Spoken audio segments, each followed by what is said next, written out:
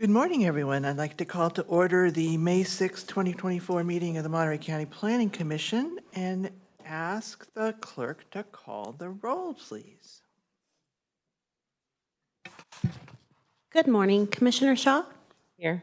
Commissioner Getzelman, Here. Commissioner Work, Here. Commissioner Mendoza, Here. Commissioner Deal, Commissioner Monsalve, Here. Commissioner Daniels, and Commissioner Roberts and Commissioner Gonzalez are absent.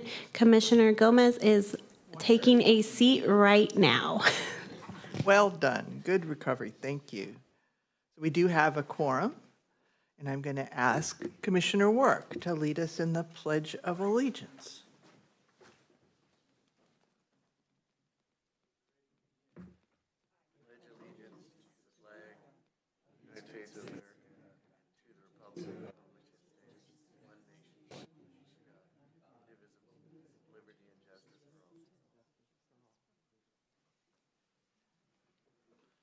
Thank you.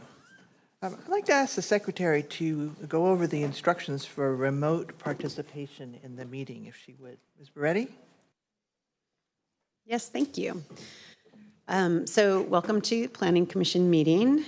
And please note that in order to participate, if you are on the Zoom platform, in order to participate during public comment, you can raise your hand by opening the reactions button at the bottom of your screen and clicking the raise hand icon. If you are joining by a mobile or landline telephone, you can raise and lower your hand by pressing *9. Another way you can participate in the hearing today is by sending an email to pchearingcomments@co.monterey.ca.us. And this email address can also be found on today's agenda. Staff will be monitoring that email in real time, so if you have a question, comment, or a document, we will do our best to respond during the meeting. It does not guarantee it will be done once the meeting has begun, however. So members of the public are joining as participants and are unable to share video. For panelists that have joined the meeting and have video capability, we ask that you help reduce distractions by keeping your video turned off unless you are presenting, and staff will help monitor that throughout the meeting. And we do ask that everyone keep yourself muted unless you are presenting. So to mute yourself on the Zoom platform, there's a mute button at the bottom of the screen that looks like a microphone. To mute or unmute yourself on a mobile or landline, please press *6. And during public comment, if you have raised your hand and are waiting for public comment when it is your turn, you will be given you will receive a prompt to unmute yourself. And so please look for that prompt. Thank you. Thank you, Ms. Beretti. I think now is the time set aside for public comments on items that are not on today's agenda, but are within the jurisdiction of the Planning Commission. If anybody has such a comment, please come on down. I don't see anybody in the chambers. I don't see any hands up. Madam Clerk, do we have any hands I'm missing or any notes in the email? We do not. Thank you. That being the case, I'm going to go ahead and close that section of our meeting and move ahead to agenda additions, deletions, and corrections. Madam Clerk? Yes, for the record, we received correspondence for agenda item number 5, PLN 210223, guard, and agenda item number 6, PLN 220057. And those were all both distributed on the dais. I'm sorry, in agenda item number 5, we also received a memo from staff included in that correspondence. Thank you. This is a time set aside for commissioner comments, requests, and referrals. Are there any of those today? Commissioner Shaw. Thank you. I guess I have a question about last time we were here, and I don't know if this can be answered today or if I need to make another referral. I'm curious, where was this Big Sur fire update, the referral that Commissioner Deal made in 2017, where was this for almost 7 years? The woman who presented it stated that she had been in office for 7 years and that it only came to her desk in December of 2023. So I'm just curious, where was this? Why did it not make it to her in a more timely manner? And I don't know if that can be answered today. Thank you, Commissioner Shaw. Anybody else have comments? Commissioner Monsalve. Thank you. I as well have a question that I don't know if it can be answered here today, but I'm wondering about the process for people who have to rebuild due to storm damage, not fire damage. Is it treated differently? It's still a disaster, but I'm just wondering how that process works. Thank you. Thank you, Commissioner. That's a good point, I think. Concur that we might be able to get some clarity around that. Perhaps staff can come back with something at a later meeting. Anyone else? Commissioner Mendoza. I'm going to put it out there. It's just a recommendation. I don't even know if it's possible. It would be a great idea if maybe RMA would put something together, maybe like have a week where you have a building official, somebody from the fire department, every approving party that approves a project for like small projects like ADUs or what have you, that are not big, complicated projects where they could almost, customer can come in, brings his plans, everybody gets to look at them and almost make it to the point where you can have an approval that day. If it's a project that is simple enough, I know we worked on some plans that were pre-approved for customers to come in and choose from, and then they would have to have all these additional things done before they got the approval. But if they can come in and kind of like an over-the-counter, you're almost guaranteed to walk out with that permit one day. If you have everybody that is going to be a part of that approval available, I think something like that might not be a bad idea if it's possible to have it done. And it can be something as simple. It doesn't have to be a one-day thing. It can be 2 or 3 days, but have people available for, say, that 8-hour period where, okay, we got this department that approved it today, this other department approved it tomorrow, and within a week, you're walking out with an approval to build that project. Would be really beneficial and it'd speed up the process than taking the amount of time it takes now. Not that it's not fast already, but it could be better, I think. Thank you, Commissioner. It's always good to hear ideas. Anyone else?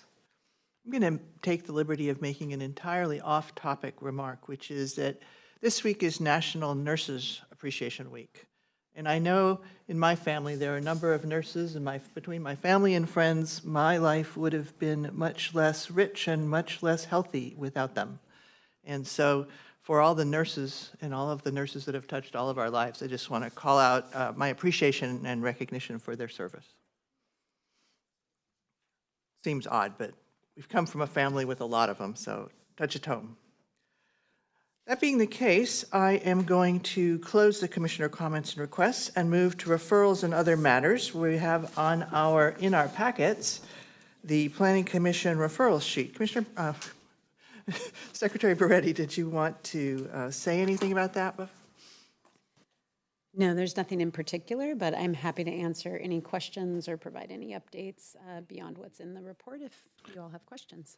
Thank you. Are there any comments or questions from commissioners on that? Seeing none, are there any members of the public who would like to comment or ask questions about the Planning Commission referrals? I see nobody coming forward from the chambers. I see no hands up on Zoom. Madam Clerk, am I missing anything? No. Wow, that's good to know. Thank you. That being the case, I'm going to go ahead and close public comment on the referrals, and I don't believe any action is necessary, so we'll move right on to recognizing the resignation of Alan Buchwald from the Big Sur Land Use Advisory Committee, and I think we've all received a report on that. And again, I don't believe there's any action required. Does anybody want to make a comment about it? Commission? Members of the public? Am I missing anything, Madam Secretary? I am not seeing anybody. No Zoom hands, no nothing? There are no comments or Zoom hands. Okay, clerk question, and I got it confused again. That being the case, I'm going to suggest that we accept that resignation and move along to the approval of the consent calendar. And the consent calendar contains one item today, and I am available for anybody who wants to discuss whether we can move on the consent calendar or not. Commissioner Shaw. Thank you. I just wanted to ask County Council if I needed to leave the room for this. I had. I think that's a question regarding her recusal from the item on the consent agenda. Probably, I guess. It'll only take a second, though, so. So let the record note that Commissioner Shaw is leaving the chambers for the consent calendar consideration. Anybody else? Seeing none, does anybody in the public wish to discuss the consent calendar today? See no hands up. Madam Clerk, is there anybody on Zoom or in the email? There are none. Seeing none, I'm going to go ahead and close public comment, bring it back to the commission. Commissioners, your pleasure. Anybody want to move the consent calendar or any other action that they would like to take? I'll move it. Commissioner Monsalve is moving that the commission approve the consent calendar. Is there a second? Anyone? I'll second. Thank you, Commissioner Work. Wasn't a hard question, I didn't think. Is there any further discussion of the motion on the floor? Seeing none, let's move ahead with the vote. All those in favor, please say aye. Aye. Any opposed, no. And the motion carries, and the consent calendar is approved. We're going to move along then to the scheduled items, and the first of these is agenda item number 3, which is REF 210024, the Big Sur Coast Land Use Plan update. Staff?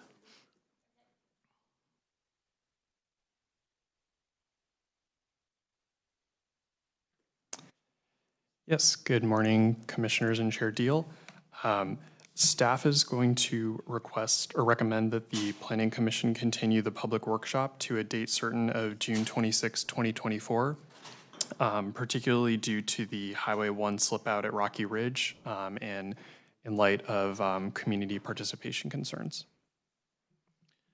Thank you, Mr. Price. I would add that I have also received a number of public comment calls and emails requesting this. So it was staff's recommendation, and I have heard from the public in favor of this myself personally.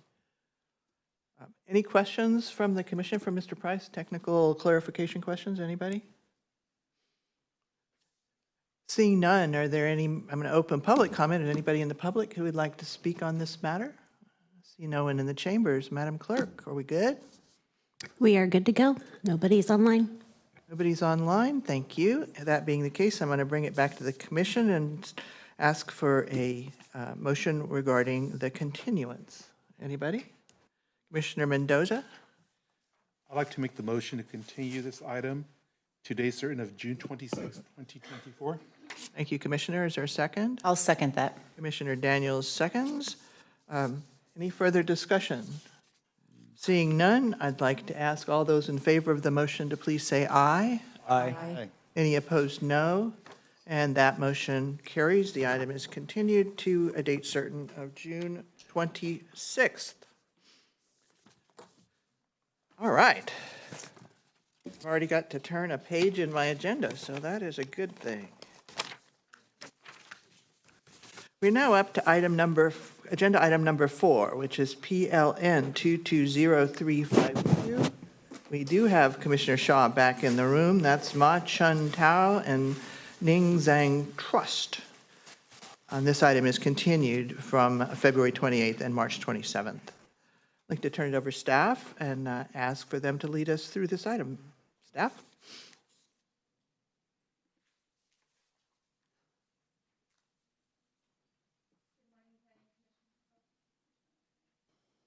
There we go. Good morning, Planning Commission and Chair Deal. My name is Zoe Zepp, and today I'll be presenting staff's report on PLN 220352 for Ma and Zhang. This item was continued from February 28th, 2024 and May 27th, 2024. The property is located at 26132 Carmel Knolls Drive in Carmel within the Carmel Valley Master Plan area, approximately 120 feet from Carmel Valley Road and 900 feet from Highway 1. The property has a zoning of low-density residential with a density of 1 unit per acre, a design control overlay, a site plan review district overlay, and a residential allocation zoning overlay. The proposal includes an administrative permit to allow transient use of a residential property for remuneration, also known as a short-term rental. This project was considered by the Planning Commission on May 27th, 2024, and was continued with an intent to deny the permit request. The decision was based on inconsistencies with the code and oral testimony that determined the location of the single-family dwelling is inappropriate for a short-term rental. The Monterey County Code states the contact information for the local property manager shall be included with the operations plan for the Director of Planning and the public to review before the issuance of the permit. The applicants did not provide this information as they wanted to wait and see if they would receive the short-term rental permit before hiring a manager. At the previous hearing and through letters to the county, comments regarding the shared driveway were made. Many people believe the shared driveway makes the subject parcel an inappropriate location for a short-term rental, as renters and employees would most likely inconvenience the other two residences who utilize the driveway. Additional oral testimony was made on March 27th regarding the desire to retain housing in this neighborhood for residents to help maintain a housing jobs balance. The subject parcel is nearby multiple local jobs, including schools and the Barnyard shopping area. Therefore, it would be beneficial to keep the single-family dwelling available for long-term residency. Additionally, there are 2 inns nearby that often have vacancy to support visitor lodging, so there is not a need for additional visitor lodging in this area. The project went before the Carmel Valley Land Use Advisory Committee on September 18th, 2023 at a duly noticed meeting. The LUAC recommended denial of the permit request due to 4 main concerns: uncertainty if a driveway easement and private road agreement was in place, the safety hazard the short-term rental may pose to the neighborhood, potential traffic problems, and the entry from Carmel Valley Road being unsafe. In addition to the opposition received by the LUAC, many members of the public submitted letters of opposition to the county. The reasons for opposition mirror the main concerns of the LUAC, while also including opposition to having tourists or visitors in their neighborhood, conditions of the permit seeming difficult to enforce, the lack of a cumulative impact assessment, potential for renters to run over locals who regularly walk in the street due to the lack of sidewalks in the neighborhood, potential for loud parties, drugs, alcohol, and violence associated with the rental, the use of the rental to illegally gain citizenship, potential unsafe conditions the rental may cause for children who play in the shared driveway. And the county did receive support of the short-term rental from 2 neighbors. Due to the inconsistencies with the county code and inappropriate location of the rental, staff recommends the Planning Commission find the denial of the project statutorily exempt pursuant to CEQA Guidelines Section 15270 and deny an administrative permit to allow transient use of the subject residential property. This concludes staff's presentation, and staff is available for questions. Thank you, Ms. Zepp. That's very concise. I appreciate it. Are there any technical questions for staff at this time from the commission? Commissioner Gomez? You mentioned other rental options nearby. Is there any, what does it mean in terms of other short-term rentals in that area? The county has approved short-term rentals in Carmel Valley. To my knowledge, there aren't any approved within the Carmel Knolls subdivision, but at the last hearing, it was pointed out, I believe, by Commissioner Daniels that there are 2 inns nearby that usually have vacancies, so that could support additional visitors and tourists coming to the area. Thank you. Commissioner, any further questions? Seeing none, I'd like to go ahead and open the public hearing and ask the applicant or the applicant's representative if they would like to make any kind of comments, statements, etc. I don't see anyone coming forward in the chambers. I don't see any hands on Zoom. Madam Clerk, am I missing anything? No, Nothing in the email as well? no, nothing online or in the emails box. Very well. I'm going to go ahead and bring it back to close the public comment, bring it back to the commission. And clearly staff doesn't have anything to respond to from public comment. So commissioners, are there any comments about this? Questions? Ready to act? Commissioner Daniels. I am ready to act. And I also do have a comment in advance of that a member of the public asked me to give them a ride back to the neighborhood after the last hearing, which I did, and it really just reaffirmed for me how inappropriate a short-term rental would be in this particular location. And so I am ready to move staff's recommendation to deny this application for a short-term rental in the Carmel Knolls subdivision. Thank you, Commissioner. Is there any second for that? Commissioner Mendoza seconds it. Any comments? Discussion? I am going to say something, and that is that for me, this decision is specific to this particular application. And any statements that we received in public comment are not, we're not endorsing those per se in general. The only things that weighed with me in this decision were the specific comments about this specific application in this specific location. So where people have made allegations about short-term rentals in general, I would not want my position on this to endorse those, if that makes sense. I just wanted to concur with what you said. I saw some of those comments. I thought they're totally inappropriate, but again, it is, people have a right to say whatever they want. I'm not using those comments to make my decision. Yes, Commissioner, we did receive them. It is factual to say we did, but I just want to make sure that the record is clear that my decision is not based upon anything but the specifics of this case. Any further comments? Being none, I'd like to go ahead and ask for the vote. All those in favor of denial, please say aye. Aye. Any opposed, no. And the ayes have it, and that motion carries.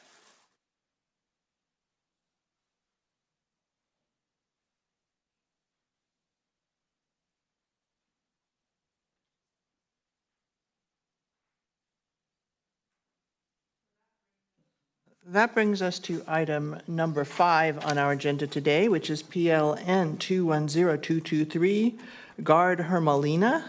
And I'd like to go ahead and turn that over to staff. Ms. Israel, are you presenting here on that today? Good morning, Planning Commissioners. Staff requests a continuance for this item. until a date uncertain pursuant to the memo that was delivered to the Planning Commission earlier this week. Thank you. Would you mind going over the items for the public who may not have access to that memo? Sure, one moment. Maybe they have access, but they might not have had an opportunity to review it.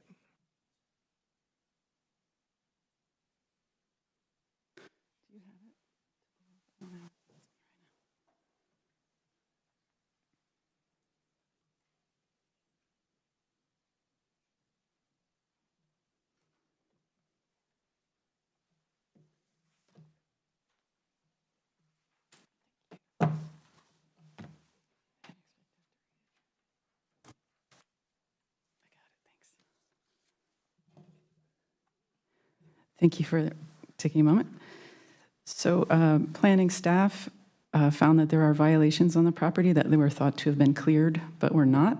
And pursuant to Title 21, Section 2184-120, refusal to issue permits, licenses, or other entitlements, the commission cannot entitle a vesting tentative map for a subdivision until the code enforcement case is closed. Thank you. Thank you. Are there any questions for staff? Commissioner Shaw? Thank you. I just was curious. It said does that mean we just can't vote on it at all? Or is that up to the commission's discretion whether to vote on it? Council? The code specifically says that it cannot be approved through the chair. Through the chair, would that mean then we would be forced to deny it if we were to, does anyone else understand what I'm asking? Let's refer, see if council has any clarifying words. I don't have the code handy right now. I can look it up, but it says very clearly that if there are outstanding violations on a property, then we are without, the commission is without power to either approve the project or issue entitlements unless the part of the project would clear the violation, and it has to be connected to the project. So if you were to hear it substantively, then that would tie the commission's hands. That's correct. And then I think that's one reason staff wants to continue the matter, so they can get it resolved. Through the chair, I just wanted to thank you for satisfying my curiosity. Thank you. I appreciate the clarification. If there are no more technical questions for staff, Commissioner Mendoza. Now, those code violations, could they be added to, for say, like a condition of approval? It's for my own personal edification here. Thank you, Commissioner. So staff really did look extensively at the circumstance to see, and unfortunately, in this case, because the entitlements or the permissions necessary to clear the violation do not require discretionary approval, they're completely unrelated to the decision that comes before the Planning Commission. There was not a consistent policy approach that we could do that. And so our hope is just to continue to support the applicant and their team to resolve the violation as swiftly as possible so that we can bring it back for approval or for consideration, excuse me. Thank you. That's very helpful. Thank you. Anyone else? It's good to get these things clear in our minds. All right, I'm going to go ahead and open public comment, invite the applicant or the applicant's representative to come forward. Good morning. Morning. Anthony Lombardo on behalf of the applicant, who is not the property owner living there on the property who has caused the violation. Commissioner Mendoza makes an excellent point. Unfortunately, I think your hands are tied by the code, but in many jurisdictions, and this is a housing project, which we're all, I think, interested in seeing accomplished in our, or at least the state certainly is more housing. But many jurisdictions just place a condition that says the violation issue has to be cleared before the final map can be recorded. That way, projects don't sit in limbo. This is probably a poster child for something like that, because what it is there's apparently a couple of sheds, small lean-to sheds that were built without permit. We informed the resident that they had to be removed. apparently we thought they were removed, and then they appeared again. So they need to be removed again. But it's something very minor. It's not, cutting down a forest or something. So we'll get them removed again. But the way your code is written, unfortunately, it's pretty draconian about those. But it might be worth considering an amendment so that projects aren't held in limbo for dumb things like a tool shed built too close to the property line. So anyway, we'll see you when it's corrected. Thank you. Thank you, Mr. Lombardo. Does anybody else in the public like to speak on this item? I see no one in the chambers. I see no hands on Zoom. Madam Clerk? No emails have been received. Thank you. I'm going to go ahead and close public comment. Bring it back. Staff, do you have anything to say about that? Council? Yeah, just through the chair, just for the record, the code section, I didn't have the citation before. It's Monterey County Code, section 21.84.120, which provides that the commission cannot issue or approve permits where there's an outstanding violation of this title involving the property upon which there is a pending application for such permit or license or other entitlement. So just to close that loop. Thank you. Thank you. I appreciate having that on the record. Is there any other questions, comments, actions? I'm going to just respond to the public comment about potentially amending the code to say, rather than amending the county code, it seems to me it would be more convenient to take down the sheds, and that if the applicant is not the resident, anybody who is responsible for stewardship of a piece of land is, in my mind, well advised to go there. Take a look at it and see what's going on and subsequently exercise that stewardship. So I would not support looking at a code change for something that might be more efficiently addressed by taking down said shed. Anyway, that was just a comment. Is there any further comment from the commission? Any proposal for action? Does anybody wish to make a motion at this time? Commissioner Monsalve. I move to continue the item to a date uncertain. Commissioner Monsalve has moved. Is there a second? Commissioner Work has seconded the motion. Is there further discussion? Seeing none, I'm going to call for the vote. All those in favor, please say aye. Aye. Aye. Any opposed, no. And the motion carries. Thank you, everybody.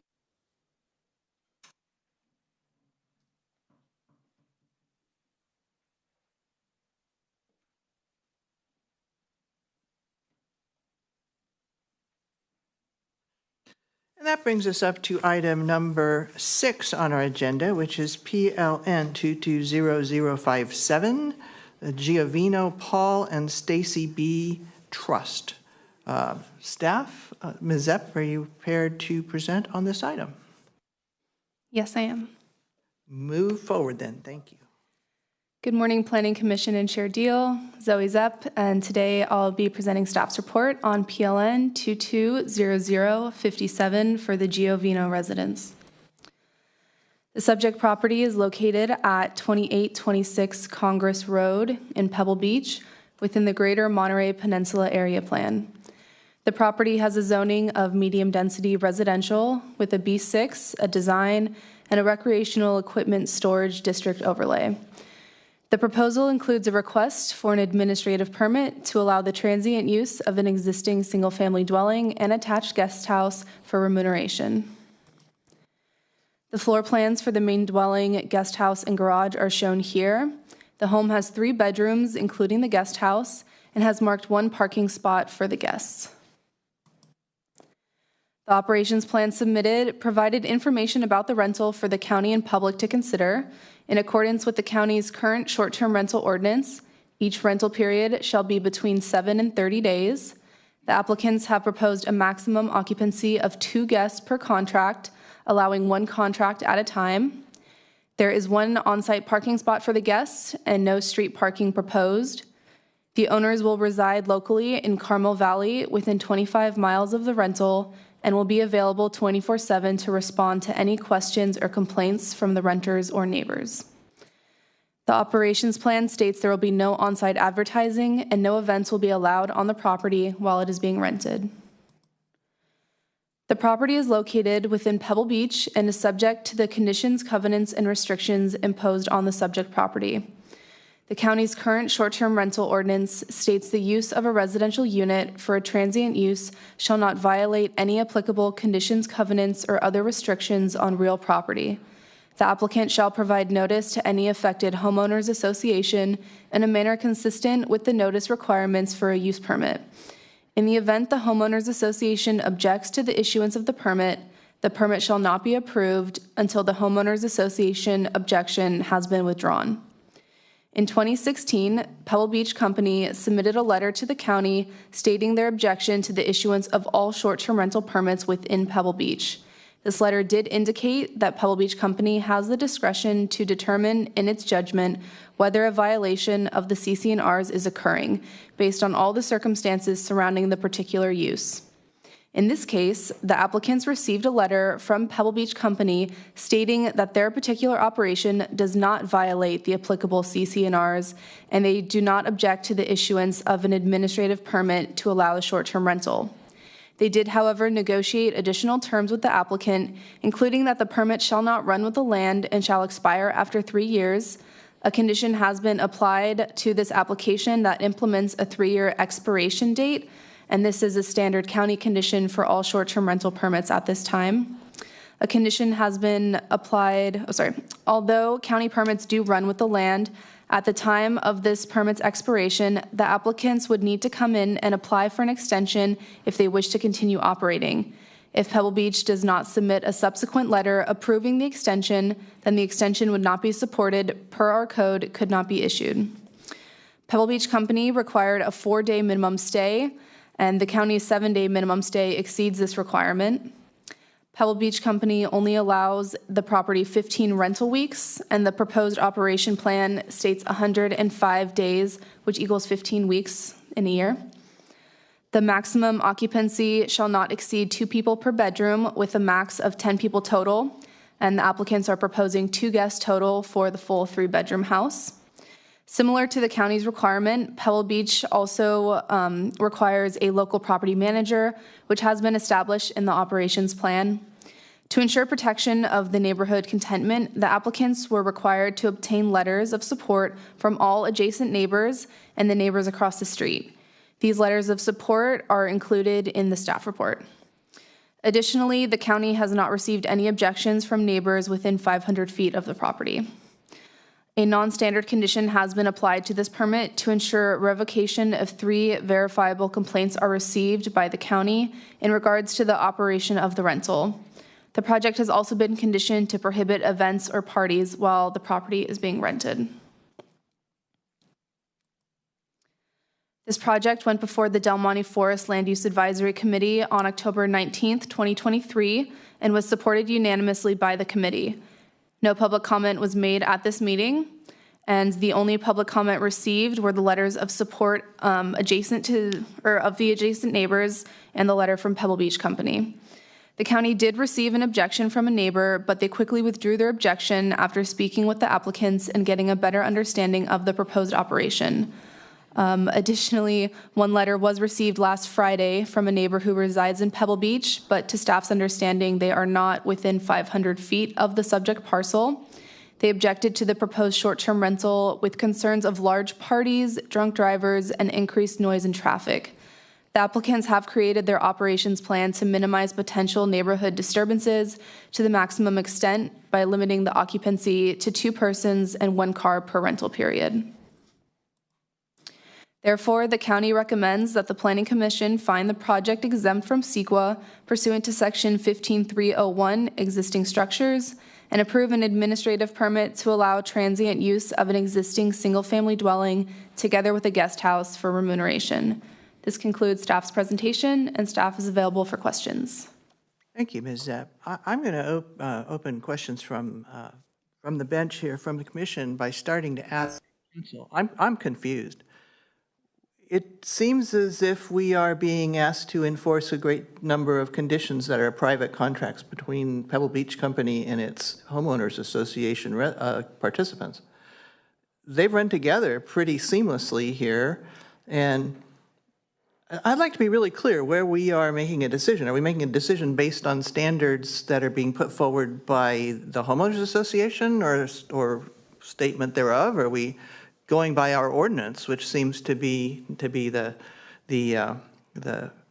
bedrock for what we do? Or are we talking about conditions that the applicant has voluntarily suggested be put into the county report? And further, the Pebble Beach Company is taking on the discretion that would normally be done by the governmental entity. And when the Pebble Beach Company had a bright line saying that their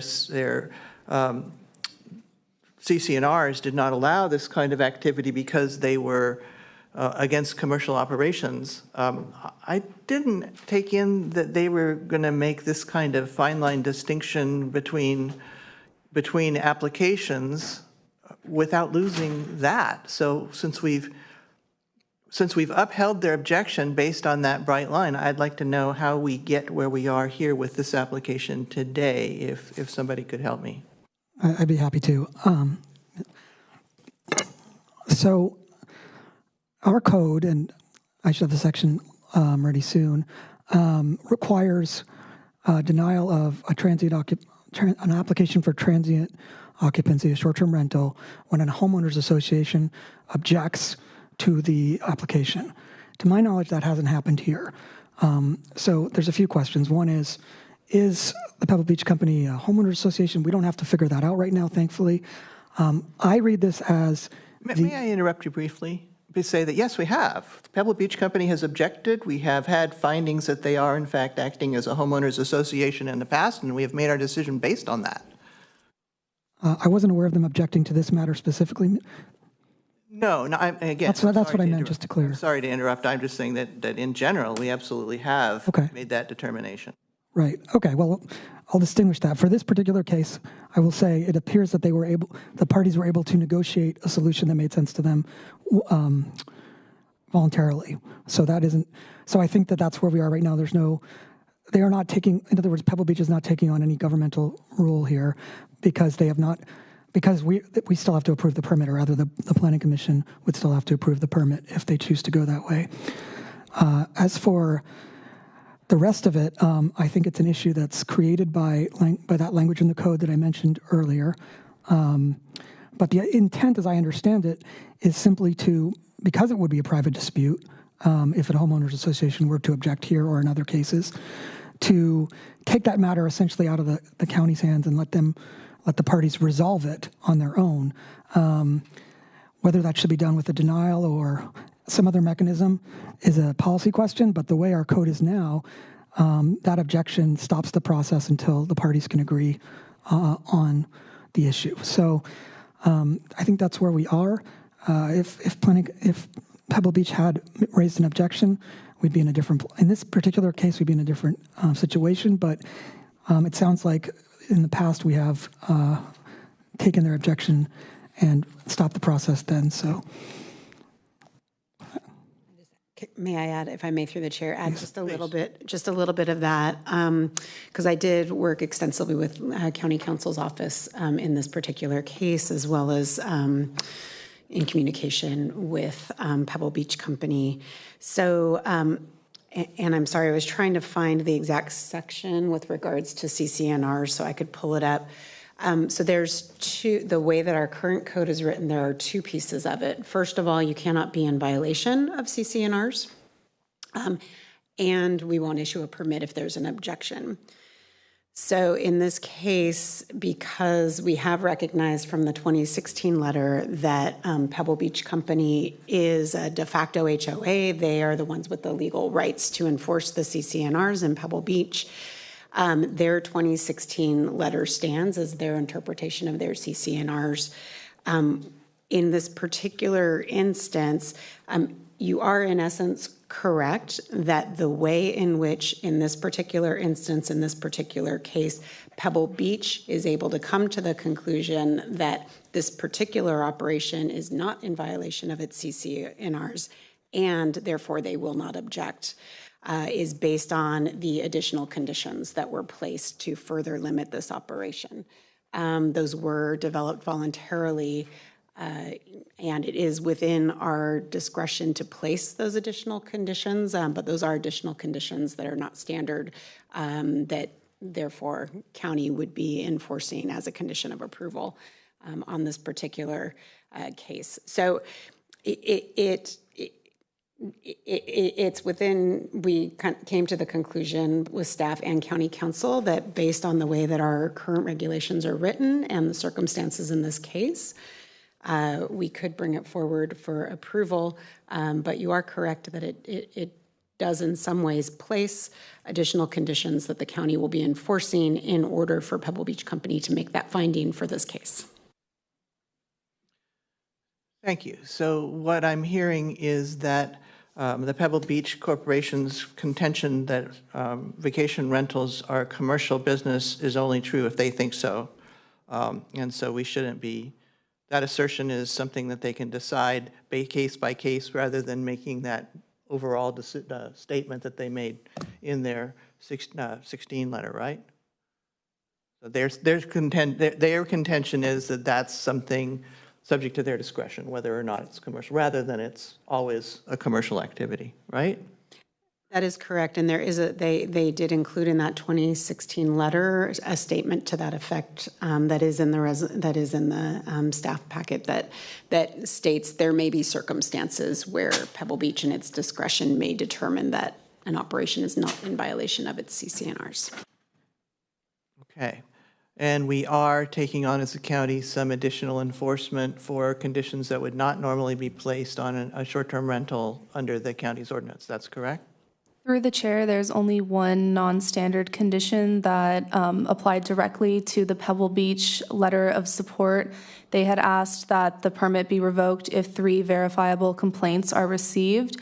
And our code states that the permit can be revoked if we receive complaints. It's just not very specific for like the number of complaints. So Pebble Beach said 3, so that's the only non-standard condition applied. All the other conditions that Pebble Beach had asked for are consistent with the county regulations. They had asked for a 4-day minimum stay, but our 7-day minimum stay exceeds that. So the applicants have proposed a 7-day minimum stay, for example. But all of the other conditions that Pebble Beach had asked for are consistent with the county regulations as well. I thought you said that the county would allow 15 weeks a year or some kind of number of weeks. I forget the number. So that was voluntarily put in by the applicant. They're proposing a 105-day maximum, which equals 15 weeks a year. And that's just in their operations plan. There's no condition of approval implementing that regulation, but that was voluntarily put in by the applicant, that their minimum, or the minimum weeks per year is 105 days.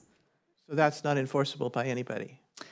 Just that in the sense that it's within their operations plan, and if they wanted to amend that, they would need to come in for a permit amendment.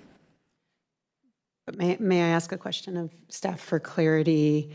Pebble Beach Company's letter requested not more than 15 weeks. That's correct. It went in as a voluntary addition to the operations plan. It was not it's not a separate condition of approval, but that 15-week limit was a part of Pebble Beach Company's consideration for deeming this not inconsistent with their CCNRs. I got confused because I thought that the bullet point list had 14 weeks. We were talking 15 weeks. I didn't know what the deal was there. And I also guess what I'm hearing is that would become a private contractual matter and would have nothing to do with the county. I mean, we don't have any way to enforce an operations plan. We didn't even enforce whether or not people have short-term rentals. So anyway, sorry. Commissioner Daniels, I've not been attentive here. That's okay. Thank you so much. Through the chair, I feel like something's missing from what's been presented here, and I'm sorry to be casting doubt like this. I'm wondering if it has to do with the fact that there's a main house and a guest house, because it seems very bizarre that we would have someone coming in asking for a short-term rental application that's limited to 2 people and has as many bedrooms as it has, yet the application is for the entire property. And then additionally, the 2-person limit the 15 weeks per year, it seems like that Pebble Beach Company is able to come to this conclusion based on a story that I don't feel like we fully understand. Is there something missing from what's being presented here? And again, my apologies through the chair for presenting it in this way, but I'm wondering, do we allow for just a guest house to be rented as a short-term rental, or is that not a plausible pathway, so we're renting the whole house? Is there anything I'm missing here? That is correct. And the applicant is on Zoom as well and can speak to this, but originally they came in with an application. They were interested in just renting out the guest house. We explained to them that that's not possible, as they have a deed restriction that prevents renting the guest house separately from the main house. So they changed their operations plan to rent out the whole house, but they still don't want large parties at the house. They don't want a bunch of people there. So they were firm on restricting it to 2 people per rental period. And that's, the neighbors were happy about that as well, all the adjacent neighbors. Pebble Beach, I believe they said not to exceed 10 people per rental permit, but and then the county's regulation is that it doesn't exceed the allowed number per the Uniform Housing Code, which I believe would be about 6 or 7 people, but the applicants wanted to restrict it to 2. So through the chair, if I may follow up, did the Pebble Beach Company and all of the neighbors who support this project come to this conclusion because the applicant only intends on renting the guest house as a short-term rental and not the main house, yet that's not explicitly written in this application? I am not sure. I wasn't in the conversation that the applicant had with Pebble Beach Company when they obtained their letter of support, or the conversations they had with their neighbors when they explained their operations, but this is the operation plan that was posted on Acela and sent out with the staff report, is that they're renting out the whole house and they won't be on site. They'll be staying in Carmel Valley. So through the chair, the real concern I have then is we have letters of support. We have a totally opposite opinion by Pebble Beach Company when compared to what they've provided for us in the past, a different perspective on what's happening. And conditions in place that seem to imply that only the guest house is going to be rented as a short-term rental, namely that 2-person limit and the 1 car that you're allowed to have, and the 15 rental weeks. So I'm not comfortable. I don't know how else to say it. Like, this is really bizarre. And so perhaps throughout the rest of the conversation I can get more comfortable, but it feels weird to me that we're approving or considering approval of a project when all the facts, because of the fact that it's an unrentable guest house, aren't laid out for us to really be considering. Thank you. I think Ms. Moretti wanted to add something. Yeah, thank you, through the chair. I did just want to add, so in this particular case, what you're noting are things staff noted, but staff was not privy to the conversations that led to this point. We've received what's come before us. I did want to indicate and share with the Planning Commission, staff and County Council, upon this seeming inconsistency with allowing 1 and generally not any, and wanting to also seek clarity in terms of how to direct staff to address applications that come in the door. Staff did meet with Pebble Beach Company's council and representatives.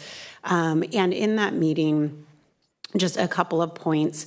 Pebble Beach Company did indicate to county staff that this particular instance was the only case that they intend on approving under the current regulations.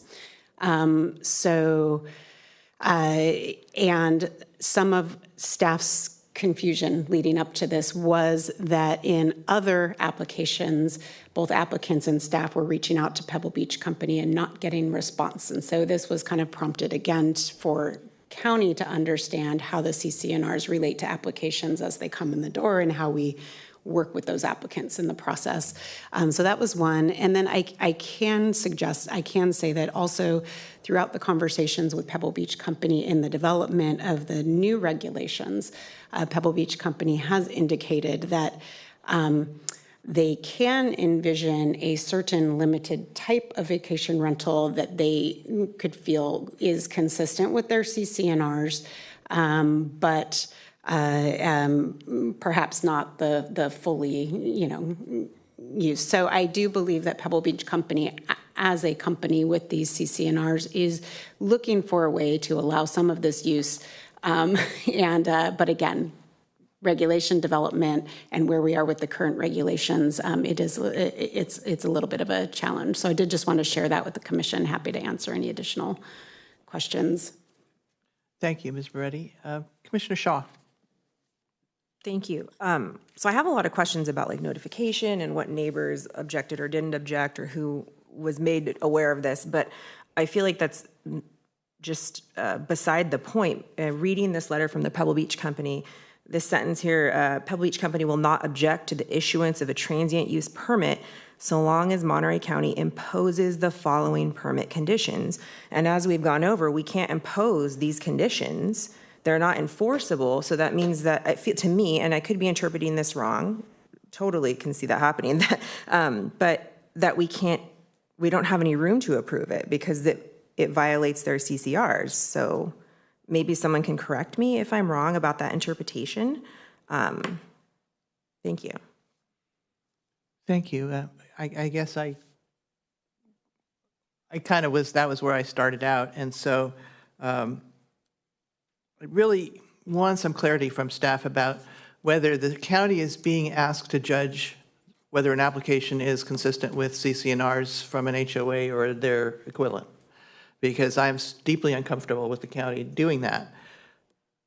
From my point of, again, and if somebody wants to bring forward voluntary conditions, I think we've done that in the past. That's never been a problem. If we're not imposing them, if the applicant asks for them, that seems like something we've done in the past. So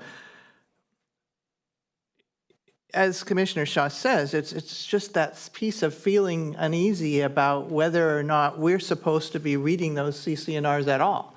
It seems to me that the Pebble Beach Corporation's involvement should be simply whether they object or not under our, and we should have no findings about anything else. So if anything else they say should not be relevant here.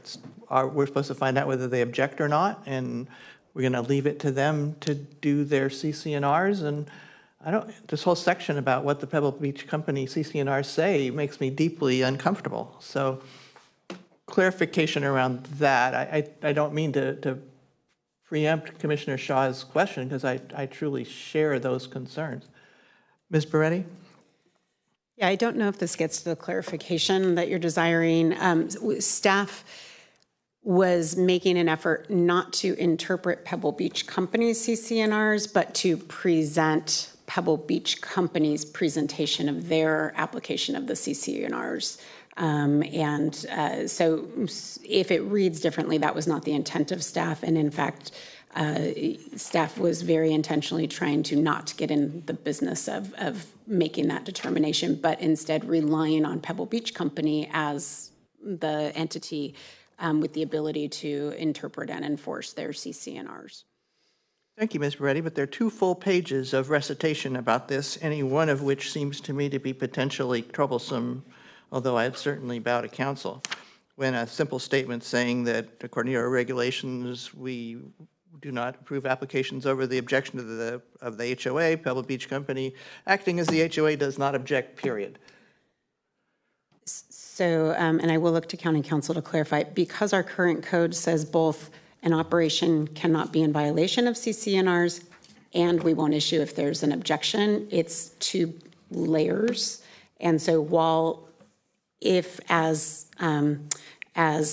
this operation is intended to operate, Pebble Beach Company says it will not object, that satisfies one portion of it, but the portion of Pebble Beach saying also it's not in violation of our CCNRs was another the other part of the code that staff was trying to address. So add that to the sentence. They do not object, and they say it's consistent with their CCNRs. But it's 2 pages of recitation that look to me like lawsuit waiting to happen. Commissioner Mendoza? Yes, I completely agree with you. In reference to, in the situations we've had in the past and the way that I seen that those cases would come through us and the way they're resolved, if there was an objection from an HOA, we would not act. The county is not in the middle of any objection between the homeowner and, and the county per se, so we would not act in any of those projects. Under this situation, the way I understand it, and I'm not the expert, I never claimed to be, is they have no objection. So at that point, as long as it meets whatever regulations we have in place, then at that, it's pretty clear. If there was an objection, we wouldn't even have gotten this far. We would have been done, as soon as it started. That's the way I interpret it, unless it's something different. And I think it would also be really good to hear kind of from the applicant and some of the other individuals that are involved here. But that is the interpretation. That's kind of the way we've always done it. If there was an objection from the HOAs, it was done on the spot. We would not go any further. Thank you, Commissioner. Commissioner Shaw? Thank you. So I guess what I'm wondering is we can't impose these conditions, like they're outside of our authority, our purview. So then it would be in violation of their CCRs. So we only have the illusion of choice because we can't approve it, right? Even though it's not an outright objection, that's how it strikes me, is that they're giving you this like, well, if the county can impose these, then we don't have an objection, but we can impose these, right? So then it's in violation. Counsel, do you want to clarify that? Well, I have a suggestion, which is I agree that the conditional wording of the approval is confusing. You could read it as it's not an objection, but I think the better way would be to ask for clarification about whether they have an objection based on a permit issuing under the conditions that can be imposed. I think it would be a lot cleaner if that was clear, and to continue to a date certain to determine that fact prior to making a decision. Ms. Beretti, did you want to add to that about whether the conditions are things we can impose? Yeah, I think there's 2 layers. The conditions that are consistent with our regulations are a part of this application. However, I think the challenge is whether or not the county is really able to enforce, because it is difficult to enforce certain conditions. So I think there's a difference. And I agree that some clarity, for example, the 4-day minimum is exceeded with the 7-day minimum, right? Everything's consistent with our regulations and is a part of the application. It's incorporated as either a part of the operation plan or the condition of approval. If an individual is operating outside of their approved operation plan, that would be a violation for the county. And then I think it becomes just a challenge to actually enforce the violations of that nature. So just for clarification, so I'm not opposed. We could get some clarity on that, as well as I did confer with staff via Teams. We also can, if you wish today, we can also rewrite the findings to get much more direct and to the point in terms of just is it or is it not deemed by Pebble Beach in violation of their CCRs, and do they object or no? We can streamline the findings as well. Thank you, and I expect the public hearing will add something. Commissioner Monsalve? I'm not comfortable with language that we are going to enforce anything of Pebble Beach's regulations. That's for Pebble Beach to do. I think our language should only speak to our regulations, whatever those are.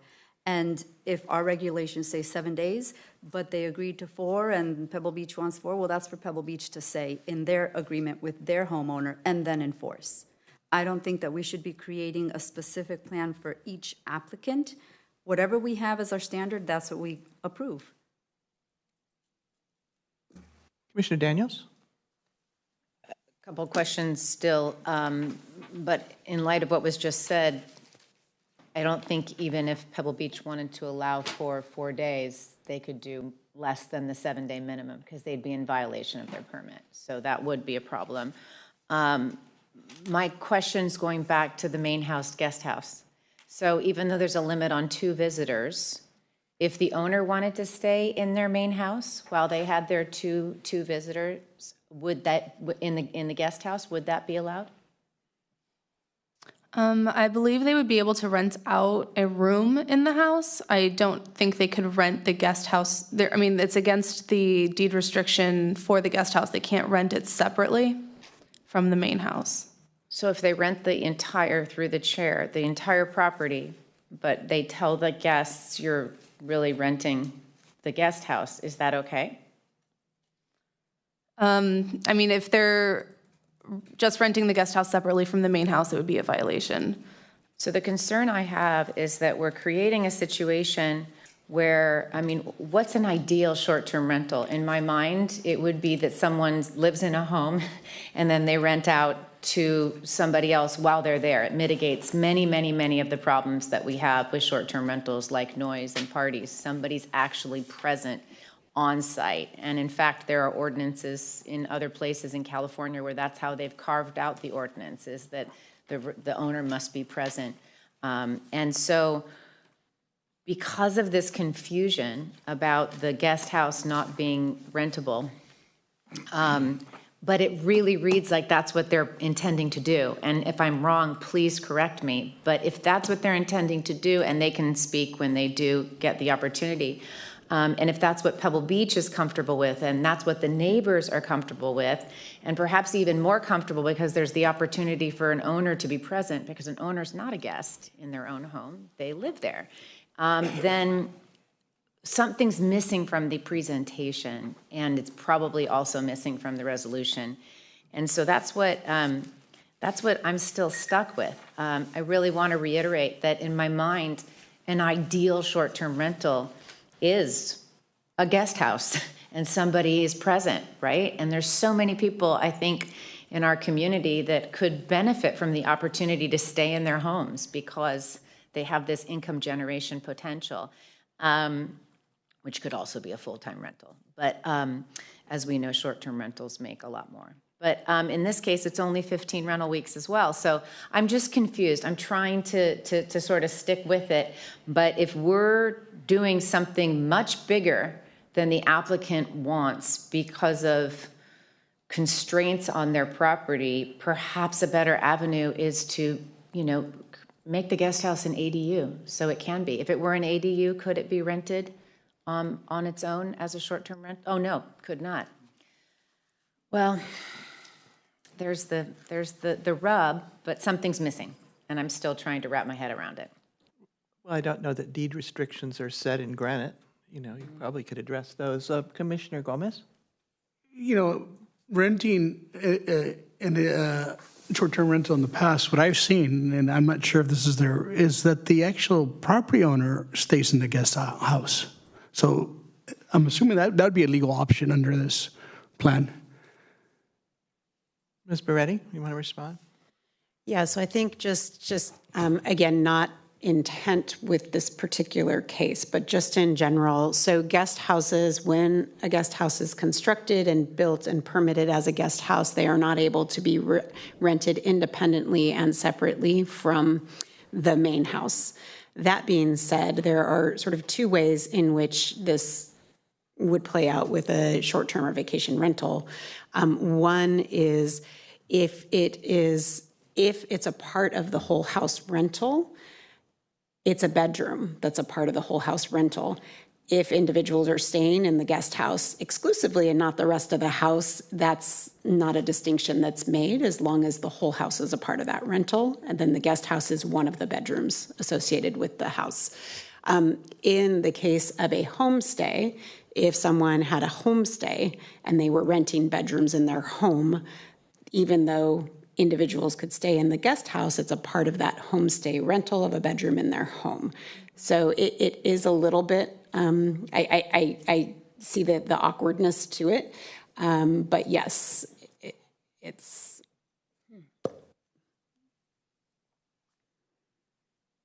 Any other comments, questions before we proceed? Commissioner Gomez, did you have something to say and I missed you? No, I asked the question. Right. Sorry, losing it. We're going to have to take a break here in a minute. All right, that being the case, unless staff has any comments they want to make at this moment, I'm going to move to public comment and invite the applicant or the applicant's representative to come forward and speak up and tell us about this application. Anybody, nobody in the chambers seems to be coming forward. Is there anyone online who would like to take that role? Yes, it looks like we have Paul online. I'm going to ask him to unmute. Hello, can you hear me? Yes, Mr. Giovino, you have the floor. Please tell us about your application. Thank you. So our motivation in doing this in Pebble Beach is to rent the house during the events. And we were told when we started this project several years ago that we couldn't go without approval from Pebble Beach. So we worked with Pebble Beach. We told them what our intent was and worked out a proposal and sent it to the county, and they took it from there. It meets all the county regulation requirements, and that's what we're going to be held accountable to. We decided on the 15 weeks because we looked at all the different events that happen in this area and thought that that's really all that we wanted to rent to. We limit it to 2 people because we don't want parties. We want to keep the integrity of the neighborhood, and we don't want damage to the home. And that's kind of where we stand with the application. We've jumped through all kinds of hoops to meet every requirement that's been put in front of us for the last 3 years. And I'm hoping that at this point, we can get approval. Thank you, sir. Are there any questions for the applicant before we move on to general public comment? Commissioner Daniels, did you have a question? Yeah, so yes, through the chair, I'm curious then, I think I might have the wrong analysis. This is to rent the entire house with nobody present for the events that occur in Pebble Beach. Mr. Giovino, is that correct? Hang on just a second. The clerk is unmuting you again, so you'll have to unmute yourself.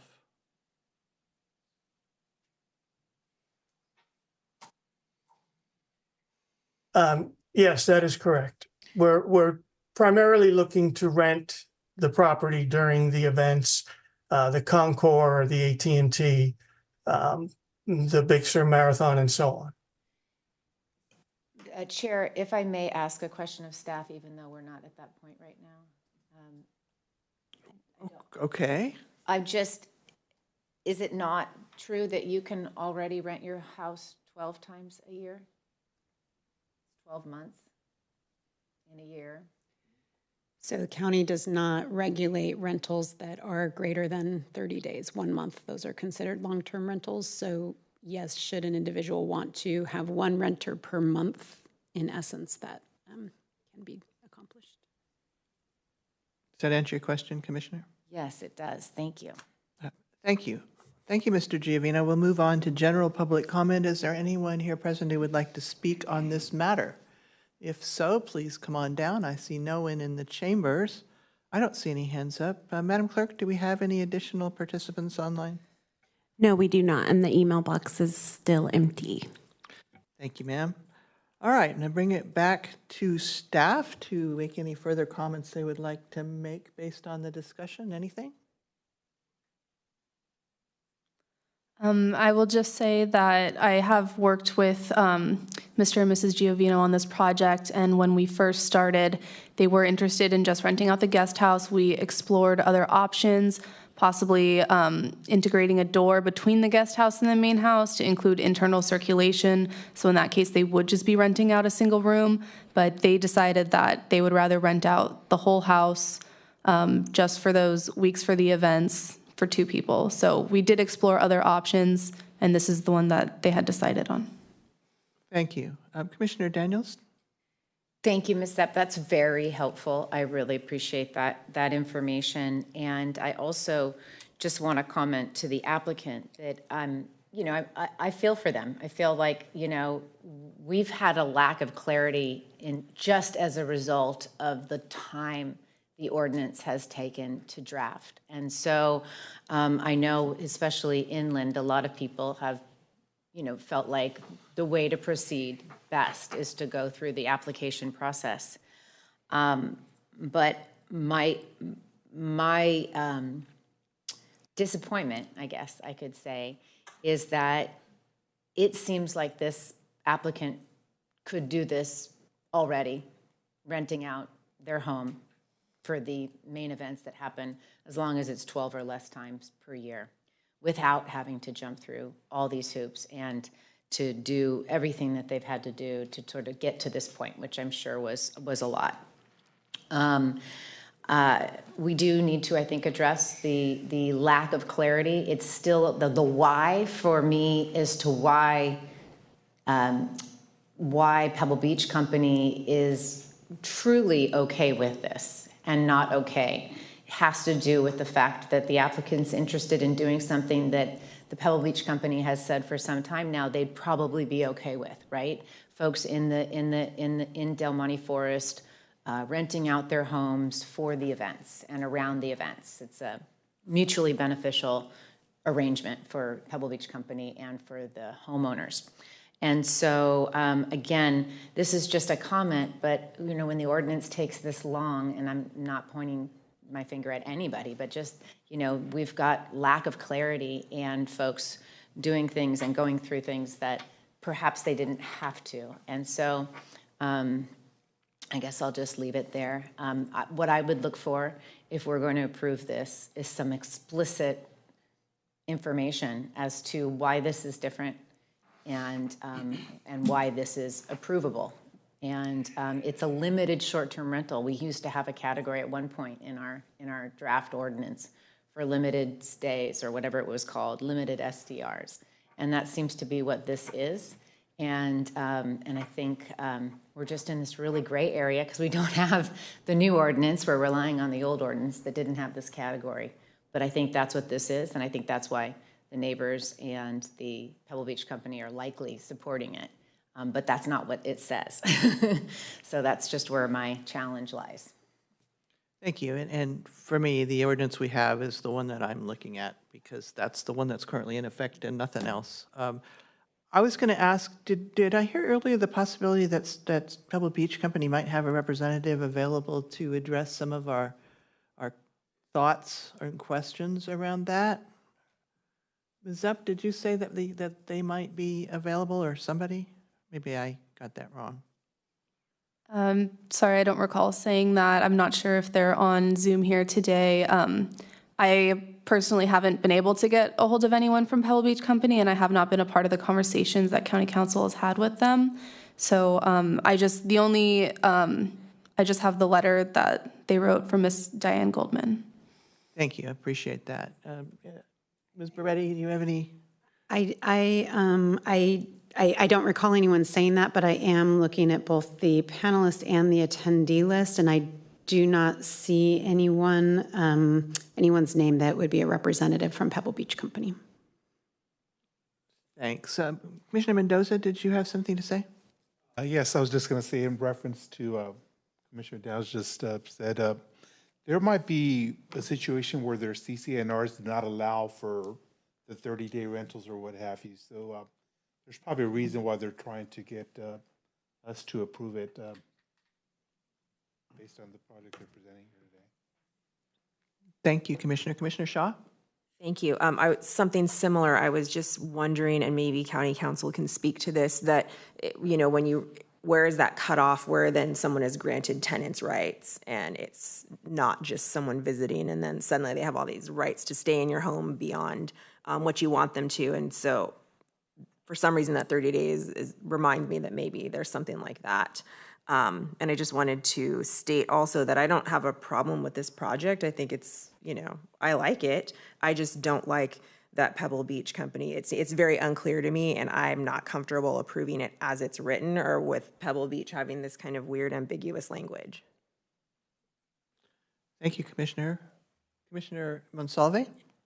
Thank you, and just to add to that, I'm not comfortable with Pebble Beach dictating conditions that we have to apply. Whether or not they're consistent with our current regulations, I would like to just stick to our current regulations. And if we're going to include any statement in our approval regarding Pebble Beach, could it be similar to what we state regarding the LUAC's approval of this application? It's 3 or 4 lines. Thank you. Thank you, Commissioner. Commissioner Gomez? I just wanted to both the applicant and especially the applicant has done what I think everything we've asked him to do in terms of trying to comply, and also I think that got the neighbors on board, got the Pebble Beach company on board. I just don't want to go beyond what we're required to, as you all stated. I think that if there's a way we could approve it, but limited to whether it's by limiting what we say in the conditions of approval to what we are allowed to say under our current ordinances would be ideal. And I'm not sure if we could modify those today or bring it back down the road to get it right. Commissioner Daniels? Yes, what I'm wondering from my colleagues is perhaps we give the Pebble Beach Company, and we continue this to a date certain, and ask the Pebble Beach Company or give them the opportunity to refine their letter, which is really ambiguous as to why this is consistent with their CC&Rs and other applications have not been, because we really had to put the puzzle together ourselves, and it is unclear. And then perhaps that would give staff some time as well to revisit the findings. Thank you, Commissioner. Commissioner Monsalve? Thank you. I'm also wondering if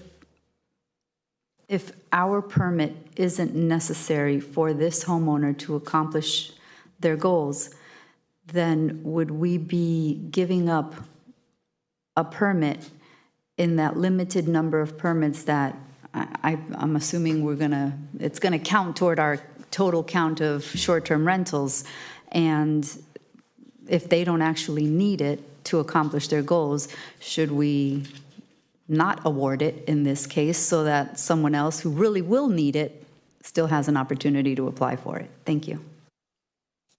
Thank you. I'd just like to weigh in on that last point to say that at the moment, under the current ordinance, I'm not aware that there is a cap, and this is a 3-year term. So I don't see where that's relevant. My thinking about the Pebble Beach Company is that I believe a path to approval today for me would be the abbreviated findings that say, having received no objection from the Pebble Beach Corporation, we assume that they are then saying that this is compliant with their CC&Rs, and that's the evidence, period, end of story. And if we could come back with something to that effect after, say, a 10-minute break, I personally would be inclined, as I agree with Commissioner Shaw and Commissioner Gomez, this application, everybody did everything they were supposed to do according to our ordinance and more. So I wouldn't want to continue it if it weren't necessary. And I think that those steps would, for me personally, if the Commission has no objection. Ms. Beretti? I just have 2 points. So Ms. Kenga actually did draft some language that is a truncated version but consistent in this case that we can share. It's already drafted if you'd like to take a look. It's not quite as streamlined as Commissioner Deal indicated, but gets there, I believe. The other thing I think I did just want for clarity, if this is the direction that we're headed, I believe that Ms. Zepp said the only non-standard condition that's included in this project is the revocation upon 3 verified violations. So if, in response to what Commissioner Monsalve and others have said, I believe that that condition also to perhaps get there could be removed as a non-standard condition. Thank you. Commissioner Daniels?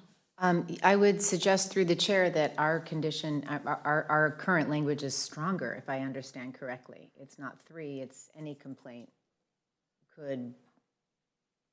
How does ours read right now? I'm happy to strike that because it seems like it's stricter. Staff, did you want to take a look at that as well? Again, I'm moving towards a break here because it's about that time, and we could take that in, and perhaps staff could take a more considered look. Commissioner Shaw? Quick question. There's this statement in here, if any neighbors within 500 feet of the short-term rental object to the short-term rental, no permit shall be issued. Is that also part of our conditions of, so there's multiple things. And I would be more comfortable if all of these were struck and we said, per the county's, conditions, then we approve it because we didn't receive an objection. This doesn't say they object. I mean, if I want to split hairs, they didn't say they object. And I also, if we're going to do the 500 feet thing, where do we draw the line? If that's not in our conditions, there's a second one there. Ms. Zepp, I think my understanding was that list was not our list. It was the list from the Pebble Beach Corporation. We didn't make those decisions. Am I getting that wrong? That is correct. If the neighbors within 500 feet of the short-term rental object, then the permit shall not be issued was a part of the Pebble Beach Company letter. Throughout the review and all the way up to hearing, I didn't receive an objection from any neighbors within 500 feet of the short-term rental. If we had, then we would have to, reach back out to Pebble Beach and continue discussions with them, but that hadn't occurred. I guess I need a clarification on that, because once the Pebble Beach Company has made its determination, we shouldn't be measuring any 500 feetses. Ms. Beretti? Yeah, so the letter may not say it clearly, but I interpret that as Pebble Beach Company will not object as long as there was no letter from someone within 500 feet. Not that the county would not issue the permit, but they would not object. But I would pile on to Commissioner Shaw's thoughts and say, asking us to confirm that is the case is not our job, and I would hope we didn't take that on. That being, Commissioner Shaw, before we go on a break, yeah? Yes, thank you. Through the chair. So then, if this has become our job, which it sounds like it kind of was taken on, did we notify everybody within 500 feet with a letter to give them the opportunity? Because when I look at the map, and then I compare to the letters that were received, there was only 4 letters that were received. 1 is the neutral and 3 are for approval. And then there's 1, 2, 3, 4, 5, 6 neighbors in the immediate vicinity, and then all the neighbors in the 300 foot, and then add 200 feet to that. Did we notify them to make sure that they were all okay with this, if that's the job we took on? So Pebble Beach only asked for signed consent letters from the neighbors immediately adjacent to the property. I did not, I don't think staff or the county reached out to the neighbors within 500 feet. It was the notices were posted in near the property, and then the regular noticing to all the properties within 300 feet went out. If anyone who, there was also noticing in the newspaper, if anyone had objected within 500 feet, then I feel like the statement within Pebble Beach's letter that the permit should not be issued would mean that they were no longer, or that they may object to the permit because we received an objection from a neighbor within 500 feet. Thank you, Ms. Zepp. I'm not sure that's as clear as we would like, but what I'd like to suggest is that staff might prepare additional findings and evidence as we've discussed, and look through all of our conditions and ensure that tell us what would need to happen if we're only using conditions that we would use for anybody else, and suggest any changes to get us to that point. But take a good look at it. Commissioner Monsalve? The way I read that letter from the Pebble Beach Company is, we will not object if. That doesn't say that they approve. We don't have a Pebble Beach letter of consent for this homeowner to move forward. That letter doesn't say that. I don't put myself in the position of counsel. I thought I recalled that we would not approve, our code says we wouldn't approve over a HOA objection. It didn't say we had to have consent. It said we will not approve over an objection. But am I reading that wrong? No, Chair, you are correct. So as long as Pebble Beach didn't object, and they say that they don't object as long as the county does all these things. So then the county went out and sought consent from neighbors, and the county didn't seek consent. The county didn't notice. Well, the applicant obtained letters from the neighbors for the county to review and include in the public comment attachment to the staff report, but staff, I don't think I did any extra work beyond reviewing the application submittal that I do for every other short-term rental permit. Okay, thank you. So through the chair, the Pebble Beach Company listed conditions. The county staff tried to abide by those conditions and then presented the application. Thank you. And I would note that the staff report has been published. Pebble Beach Corporation, like anybody else, could read what we had in front of us and would suggest that if they cared, they could do so. But we did their job. Apparently, we did in this case, which I would personally prefer we didn't. But we're going to, if we come back from the break, I think we can get a little more clarity once staff has had a chance to really look at what we have said in the application and all of the pieces. So I'm going to recess us until 11:45. I think we're about 10:30 now, so 11:45. I'd like to have everybody back. Thanks.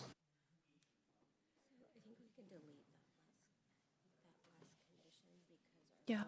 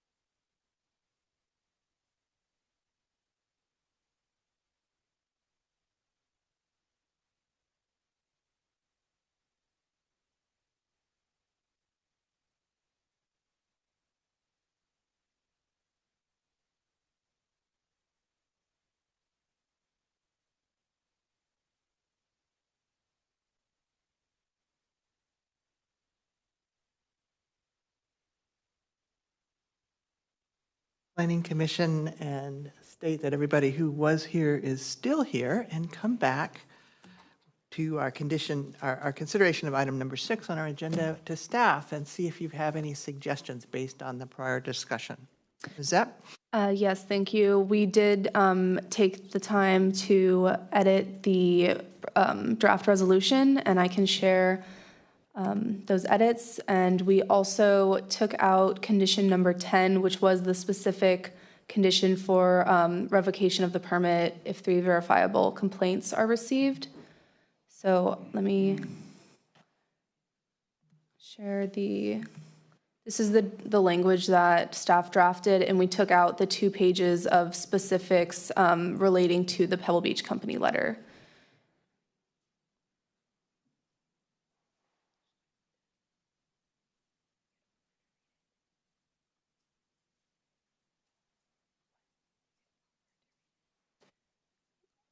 I can read this out loud. Okay. So the section that staff added is on May 11th, 2023, staff received a letter from Pebble Beach Company stating that they do not object to the transient use of the property. In addition, this letter enumerates a list of requirements that clarify how the use would not be in violation of their CC&Rs. The county does not enforce CC&Rs as they are a private matter between the applicant and Pebble Beach Company. Therefore, the applicant has modified the scope of work for the rental to include Pebble Beach Company's restrictions. However, as demonstrated in the findings, evidence, and conditions of approval, the county has found this project consistent with the county code. Thank you. Again, I think we're close, but I'm asked council to take a look because what I would like for it to say is staff has received no objection from the Pebble Beach Corporation, period, to date. Did we take this to mean that the CC&Rs have not been violated, period? I mean, we don't want to muddy it up. What we're doing here is we're adding additional language which looks official and actually makes it less clear. So we can write in English. It is allowed in active voice to say what we're trying to do. And again, I think we're doing something here that is unnecessary. We received a letter stating that they do not object. We did not receive an objection, which is our code. And again, that leaves open the question of whether the letter is conditional on something or not. And I don't want that. I can't support this language. Council, do you have any advice that you could share on this? Am I just being annoying as usual? If I may, while council's looking at it, I think one thing where staff is struggling is because we have a 2016 letter that says they're not consistent, which is an objection. And then in this case, we have something different and they're not here objecting. So we're very comfortable trying to modify it. But I think that's where from staff's perspective, there's a little confusion of trying to clarify. And I don't know that this does it, but I did just want to, when council's reviewing it, kind of just have that. Well, and again, what we received was a letter in 2016 objecting. They have not raised a letter, they've written in the letter and they have not objected. I mean, the reasons they said in 2016 are theirs, not ours. So I don't feel bound by their reasoning there. And I guess my fear is that by referencing any kind of knowledge and engagement with those reasons, we then become the enforcers of CC&Rs or the enforcers of their preferences in their interpretation of their CC&Rs. So yeah, we get it's binary. Do we have an objection? Do we don't have an objection? What do we take from an HOA? If they have an objection, then they have an objection and we don't do it. If they don't object, we are assuming that the CC&Rs, being their business, have been complied with. And if that's not the case, it's not our business to figure it out. I'm sorry, I'm not letting others weigh in. Council? I tend to agree. Actually, one of my big problems is with the sentence before this new language. I apologize, I hadn't looked at this resolution this closely. I don't believe it's right that the section allows a homeowners association to determine whether the CCRs would be violated. That's their decision. The section says that the use shouldn't violate applicable conditions and that the homeowners association can object. Those things aren't necessarily connected and they're not the county's business in any case. I do think it might be useful to, I think in general it's correct. There was no objection that was received. So perhaps the way to say it is along the lines of the section says, this cannot be granted if there's an objection. We received a letter. We do not, conditioned on certain requirements in the CC&Rs. The county doesn't enforce the CC&Rs. It's a private matter between the HOA and the property owner. And we read this as no objection, something like that. I think that's correct. I think you do have to acknowledge it happened, but I think that the binary question is correct. Thank you, Council. Ms. Beretti? I think since we're having this conversation, then just for clarification for staff going forward, because again, for subsequent applications, we do rely on that 2016 letter as a standard objection to any vacation rental in Pebble Beach. So I just wanted to pose that to make sure that this is tracking in the broader sense, because that has been staff's understanding, and that it has been how staff has worked with applicants, that absent something different than the 2016 letter, which in this case we have something different, staff is unable to recommend approval, and we therefore would bring them forward for denial based on that 2016 letter. And before we get to Commissioner Monsalve, I would suggest that their behavior in their treatment of this particular case has indicated that we need a specific reading from them on each case, because we cannot depend upon that letter. So I would think that this situation has triggered a change in that, appropriate change in the interpretation in my mind. Commissioner Monsalve? Thank you, Madam Chair. I'm just wondering where this edit was. I'd like to see the beginning of this whole section, please, and thank you. Through the chair, it's finding 1, evidence J, and we can we decrease the size.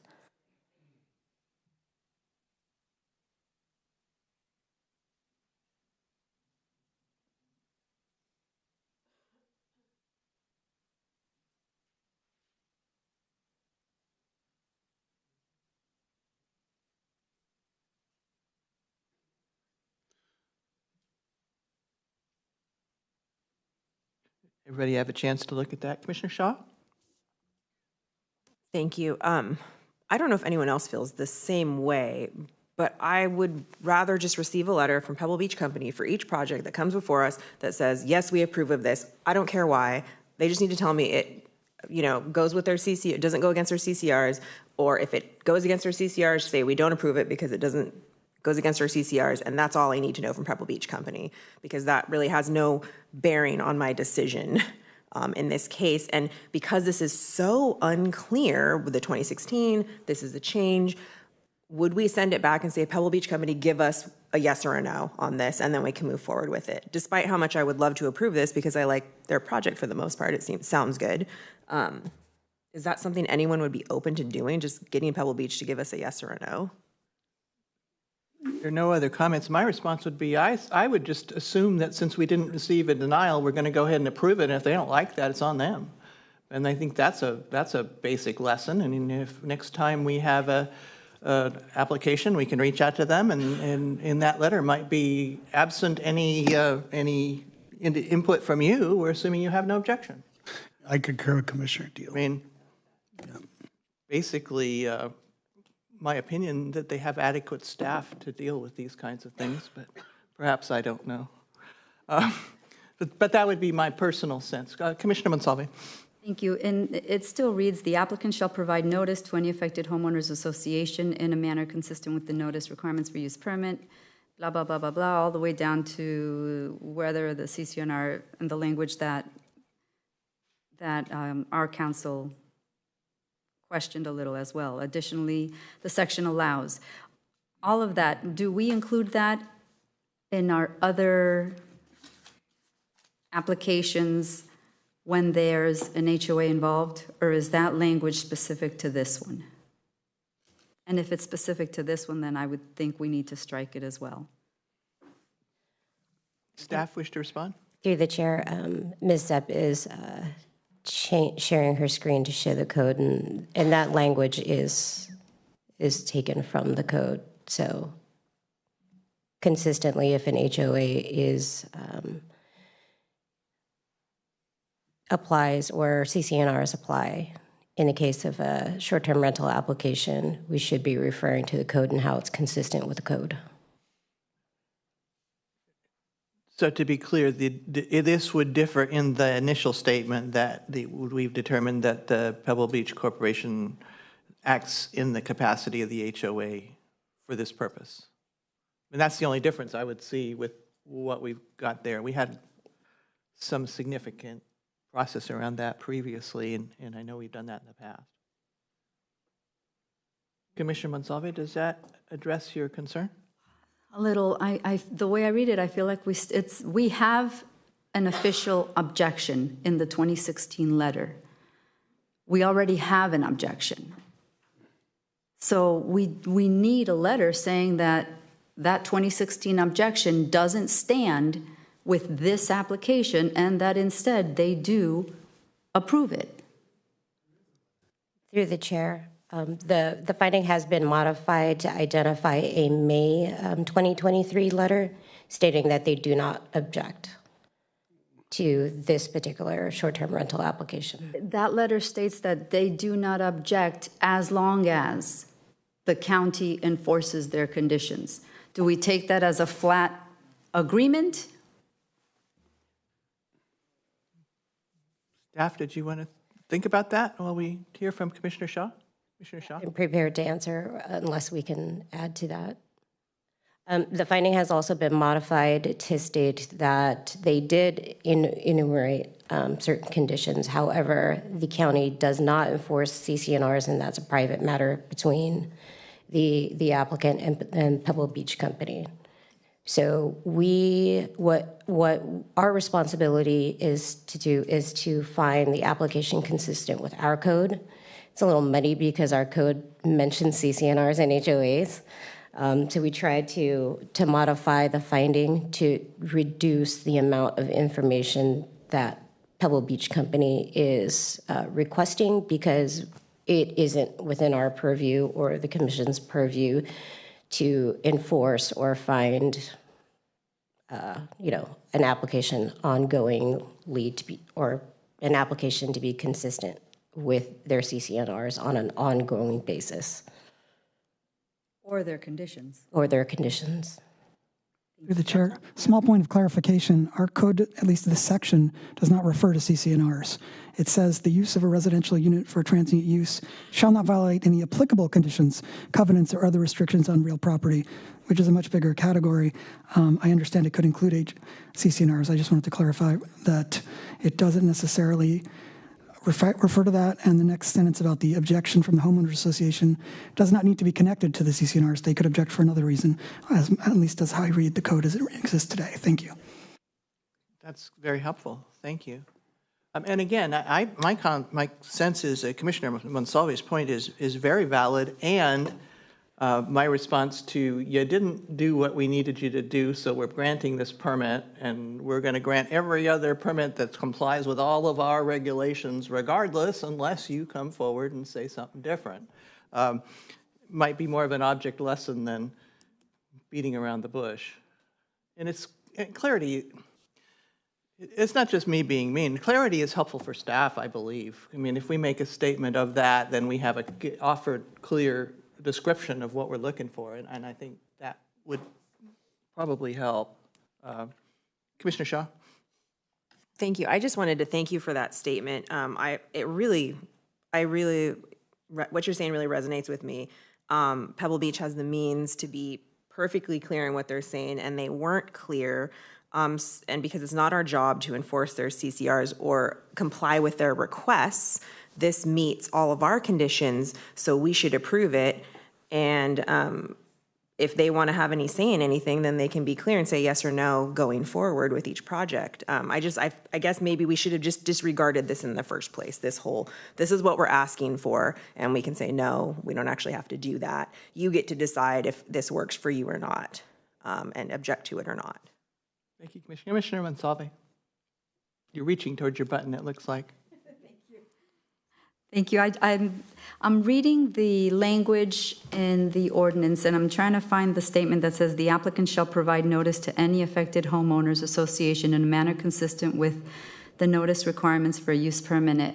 And yeah, I think I'm reading something quickly there while everybody's talking and my brain is having a hard time listening and reading. But I just want our language to be cut and paste then, because I don't want anything in our conditions or evidence to even appear close to the Pebble Beach conditions in their letter. I don't want to imply or give a hint as to trying to comply with Pebble Beach Company's request. Thank you. Thank you, Commissioner. And perhaps we can go back to the proposed language and continue seeing at least a little bit if there's any chance of making those additions and changes today.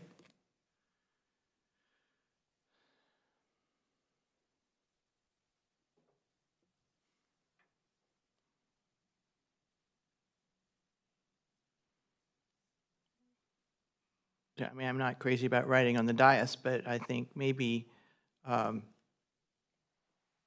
Commissioner Monsalve's point is that making sure that this section provides the language directly from our ordinance, and then perhaps saying that as of the hearing date, staff has not received any objection from the Pebble Beach Corporation for transient use of the property, and any enforcement of CC&Rs is a private matter.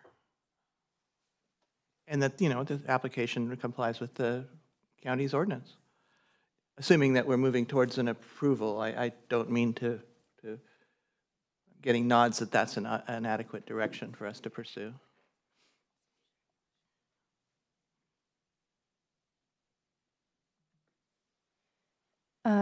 Yes, Ms. Kanga has the edit version of the report, and she's going to share that. Thank you. If we do this, it'll make it shorter. That's good.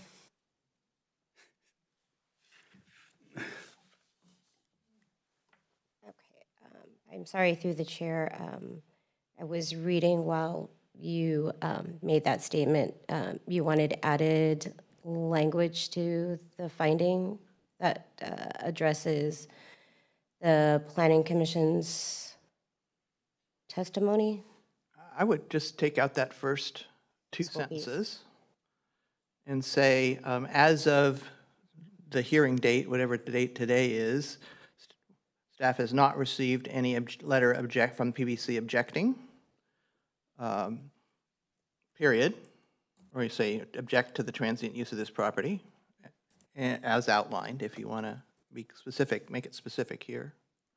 And then I bow to council, but if you wanted to put the first part of the actual language of the ordinance earlier on, that might be all right. Ms. Beretti? Yeah, I think, and just adding to that, putting the language of the ordinance, would it be suffice to add in the resolution that this property may not be in violation of the CC&Rs, rather than us concluding whether it is, just make that statement. And again, it's then up to Pebble Beach if it's in violation. Is that? No, I think that's what we don't want to do. We don't want to mention them. They're not ours. The only thing we want to say is they're not ours. We don't deal with that. We're assuming that's your business. So I think looking at this, the prior language is pursuant to section 2164-280, et cetera. That is directly from the ordinance, I think, what follows there, right?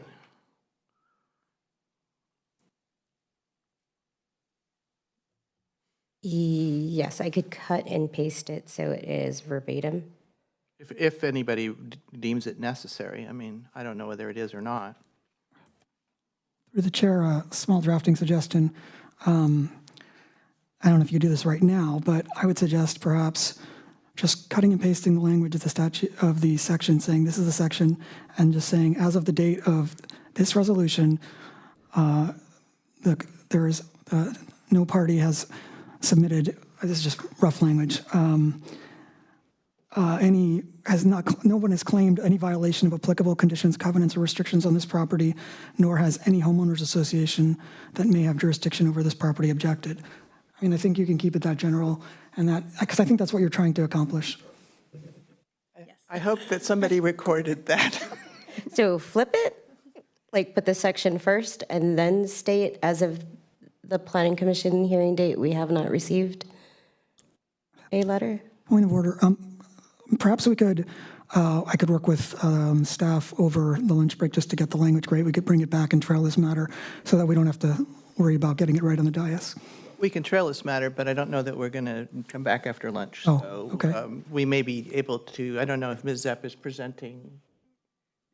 So if we may have a minute where you could work with them during the next item. That's fine. As well. So, but is there anybody on the dais who doesn't think that that's a good idea? Say so now. That being the case, I'd like to go ahead and trail this item for staff to work together to come up with language reflecting what council just said, whatever that was. Don't forget it. Maybe Alex can give you the recording. Seeing no objection, I'm going to go ahead and trail this until after item number 7.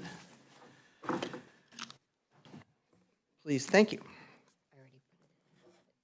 And I would also say that this seems like an awful lot of effort, but I think it's really important, and I appreciate everybody's indulgence.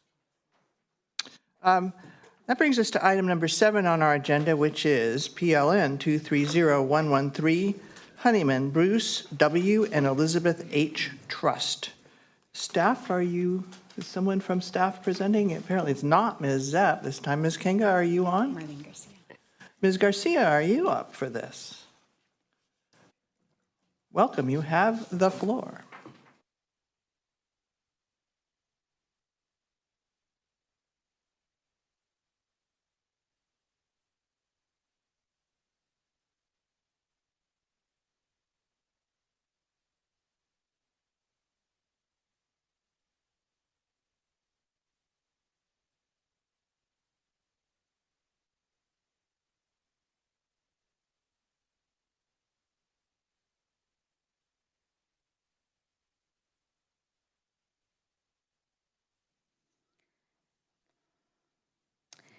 Good morning, Chair Deal and members of the Planning Commission. My name is Marlene Garcia, the project planner for the Honeyman application, PLN 230113. The subject property is located at 14318 Hitchcock Road in Carmel Valley within the Carmel Valley Master Plan and zone permanent grazing 40 acres per unit with the design control, site and residential allocation zoning district overlays. The applicants are requesting an administrative permit to allow transient use of an existing single-family dwelling for remuneration, also known as a short-term rental. Some site history. The owner has used the property as short-term rental. There have been no violations on the property. All transient occupancy taxes have been paid. This parcel is not subject to an HOA. And there will be a total of 4 parking spaces provided on the property. Of those, 2 cars may park at the top of the driveway and 2 cars may park at the flat area of the property near the entrance. A private road maintenance agreement is also in effect. The operations plan is in compliance with the applicable requirements for this 2-bedroom single-family dwelling, which allows a maximum of 4 occupants at a time. The owner does not reside on the property, nor will occupy the property during rental periods. Rental contract is limited with rental periods of no less than 7 days and no more than 30 days stay.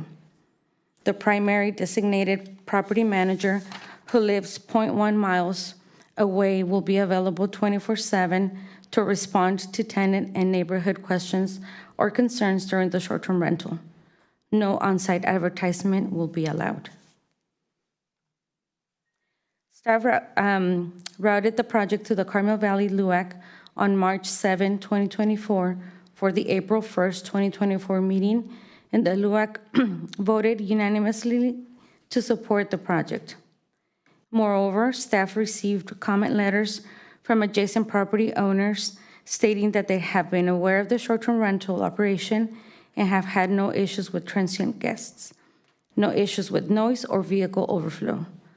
Letters of support have been included as an attachment to the draft resolution. There are currently 5,033 residential dwellings in the planning area. 30 short-term rental applications have been filed with the County of Monterey. 8 of these applications have been approved. 22 are in different stages of the planning review process. If this application was to also be approved, this would be the 9th approved application in this area. Excuse me. None of these numbers reflect short-term rentals that are operating without a permit. In conclusion, staff recommends Planning Commission find the project categorically exempt pursuant to Section 15301 of the CEQA guidelines and grant an administrative permit based on the presented findings and evidence. This concludes staff's presentation, and I'm available for questions. Thank you. Thank you, Ms. Garcia. Commissioner Daniels? Thank you. And through the chair, I'm appreciative that the number did not include the unpermitted, but I still have an issue with the way the findings are written, specifically where it says finding number 4, if all these applications were to be approved, short-term rentals would make up 0.6% of the residences in Carmel Valley. Given the limited number of short-term rentals, the application of regulations that address cumulative, well, basically you're saying the negligible effects of short-term rentals compared to the long-term occupancy of residential structures is not accurate, right? It's an issue that I've brought up in the past. And so thank you for including just the statement that there are unpermitted that aren't part of this number, but I really do have a hard time with the conclusion that's being drawn that approving this permit will have a negligible effect because in fact, there are hundreds of short-term rentals in Carmel Valley.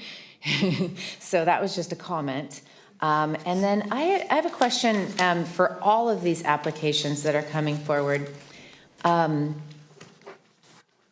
Is there like a tickle file or something that after 3 years, I think it's been since 2023 that we've been approving short-term rentals with a 3-year period. And I'm just curious, how are we monitoring that?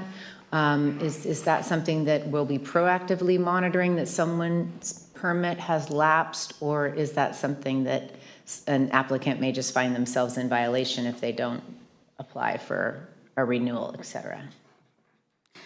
So I don't have the, I do have a list of all the, or through the chair, I do have a list of the projects that have been approved.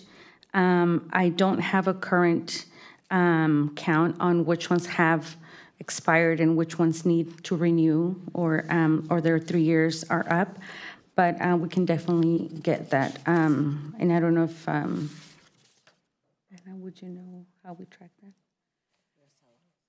Okay, well, so yeah, the list that I have, we pulled it from Acela, and so yeah, I would have to like give you, I can go down and give you like a count of those. If No problem. Through the chair, I just really was curious if that's something we're tracking. I don't think anyone's probably expired yet, since it was just last year that we started putting the time limit on it, but just, it was more of a curiosity as more and more of these come down the pipeline. Yeah, and if I may just briefly respond to that. So currently under our current regulations, we're not specifically tracking and monitoring timelines, expiration dates. We have, because we have an approach that's being implemented with regards to code compliance in the inland areas.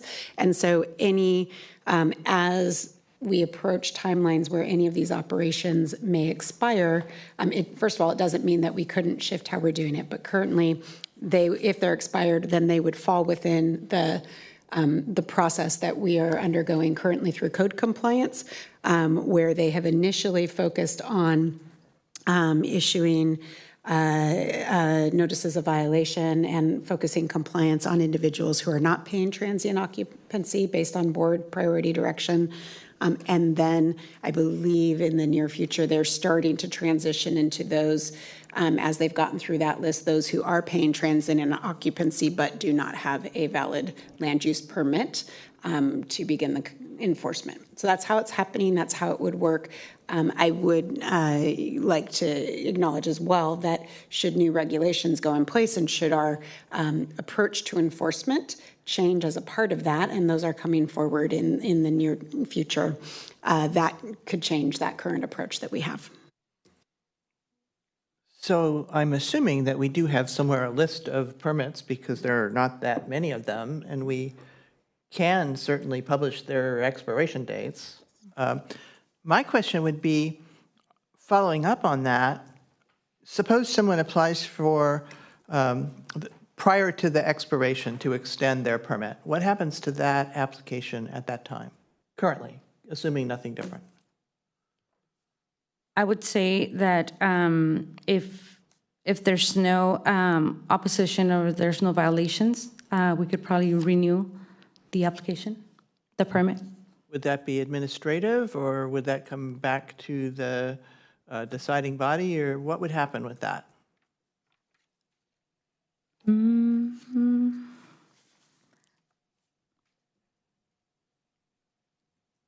I would. Oh, sorry. Now I'm looking at Ms. Kenga, so I don't misspeak here. It's my understanding that upon expiration, our current regulations don't have a renewal process. So it would be a new application. And I think what would be taken into consideration under the facts of that application would be the fact that they were permitted for the last 3 years and what was that performance and were there problems with that operation. But we don't have a renewal process as a part of our current, so it would be, and there is a but that said, there is a standard extension process for administrative permits, which then would kick in, and Ms. King is going to speak to that. Yes, thank you. Through the chair, the condition number 6 for this application addresses the permit limitation and how an expiration would occur. So the permit would be valid for 3 years unless an extension is granted. And then prior to the expiration, the owner applicant shall file an extension in accordance with Title 21, Section 2170-120, which is our extension process. This process This process runs like an administrative permit process where there is no public hearing. There is public notice, there is a staff report that is sent out, and then if there are no objections that are received before 5 o'clock on the hearing date, then the extension is then granted. And the extension is indefinite, or the extension is? Typically, we'll have an expiration date on our extensions as well, so it wouldn't be indefinite. So basically, this is saying that should this permit be granted, if the person applies prior to its expiration, they can have an administrative permit, they can have the chief of planning or whoever is the designated person issue a permit for indefinite operation. Is that correct? No, the extension allows approval to extend the use for, we're typically consistent with the initial expiration, so it would extend it for another 3 years, so long as the chief of planning finds that the use continues to meet the standards of Title 21. The nature and character of the neighborhood has not changed, so to cause the transient use to be detrimental to the area. And it also allows the planning staff a review for ongoing compliance with the original conditions of approval. Those are also folded in with the extension. So, and that would include the limitation. So if Section 2170-120 changes with the adoption of a new ordinance, then this would require that that operation be found consistent with those provisions, correct? Through the chair, 2170-120 is part of a different section of the code. So if That's the just the extension provision? Right. Okay. So if but the larger question being that if the short-term rental ordinance were to be changed from what it is now to something different, the review would use the ordinance in existence at that time, and it's not like a subdivision, you're only going to go with the rules that were in effect when you started, is that, Ms. Beretti? If I may, through the chair, so that will depend on the final language that's adopted in the new regulations. So if the new regulations deem these legal nonconforming, then they would adhere to the existing code and what the existing code affords. If the language reads that these upon expiration or some amortization period would need to come into conformance with the new regulations, then that's how it would operate. And again, those will be before you in the near term. Thank you. Commissioner Daniels. Thank you. The reason I brought this question up is because this has always made me very uncomfortable. If I remember correctly, back when we were in the Cayenne room or whatever room it was over at Schilling Place, the 3-year time limit on these permits for me did a couple things. It allowed for the permit, for the actual short-term rental ordinance that we've been working on to be completed and then bring to each of these applications that we've already permitted the opportunity to reanalyze them. And that was coupled with the fact that from board direction, we were hearing all of the short-term rentals that were in Carmel Valley because of the huge number of short-term rentals that were in, or I guess in the 5th district. We're hearing all of they're coming before us versus being handled administratively. And it also addressed questions that that had been raised in the public about CEQA and whether or not, as all of these projects came together, as we approved more and more short-term rentals, is there a larger impact collectively that needed to be analyzed? And at least in this case, there was a 3-year termination, like at the end of 3 years. So I'm really uncomfortable if it's just administratively someone's coming in and able to extend no matter, if they've had a perfect sort of record as a short-term rental. So I just want to sort of state that for the record. I would be uncomfortable with legal non-conforming because, but it sounds like that will be addressed. I just want to state that for the record, that every time we approve one of these with the 3-year term, this idea that someone could come in and get an extension, it sounds like from the conversation that we've had today, it could even be for longer than 3 years. It doesn't satisfy why we put the 3-year term, term in the first place in the application. So that's why I brought the question up, and just want to state that because again, we've had 3 short-term rentals today on the agenda, and so I'm glad we're having I'm glad we had this conversation. I guess that's the point that I wanted to make. Thank you. Ms. Beretti, did you want to? You looked like you were leaning forward. Yeah, I think one thing to point out, this isn't something I'd thought in detail about because we've been so focused on getting new regulations before the policymakers so that we get out of this situation of waiting for those regulations. But given that we have, I would honestly suggest that given that we have board direction to bring all vacation rentals forward, currently in the 5th District to the Planning Commission, that is a policy decision that's not written anywhere, that prior to getting to extensions as acting chief of planning, that would flag for me that perhaps it would be appropriate, or to flag to get clarity from the board if they intend for extensions as well to come forward to the commission. So I think I appreciate that being raised, and we definitely will be mindful of that as we start approaching potential. And then I'll again just reiterate, as the policies come forward, to absolutely take that into consideration as you're reviewing how the policies are drafted for how it will handle permits that have been issued, importantly. Does that answer your question? I would pile on there and say that looking at condition 6, perhaps to reflect that, it might say the appropriate authority to consider this extension shall be as directed by the Board of Supervisors. Because that way, if the board has continued its direction about who's supposed to hear short-term rentals, the extension would go to wherever that was. instead of saying the chief of planning. If I may, through the chair, what also additionally made me uncomfortable is that we have an extension policy, right? Filing an extension has to do with the section, the title section that was cited. And so it would be more comfortable for me is that what Commissioner Deal, what Chair Deal just said, is that I would actually like to strike the extension in accordance with Title 21, Section 2170, 120, because that gives them a pathway to just extend it administratively. And I think this is a unique situation. So, Commissioner, I'm understanding your suggestion would be that what I said might be okay with you, but you'd like to strike the section that says this, it would end up saying prior to its expiration, the owner applicant shall file an extension, period?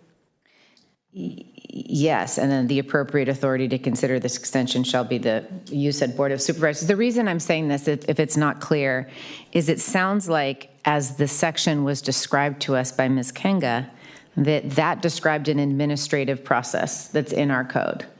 And I don't think this is or should be an administrative process.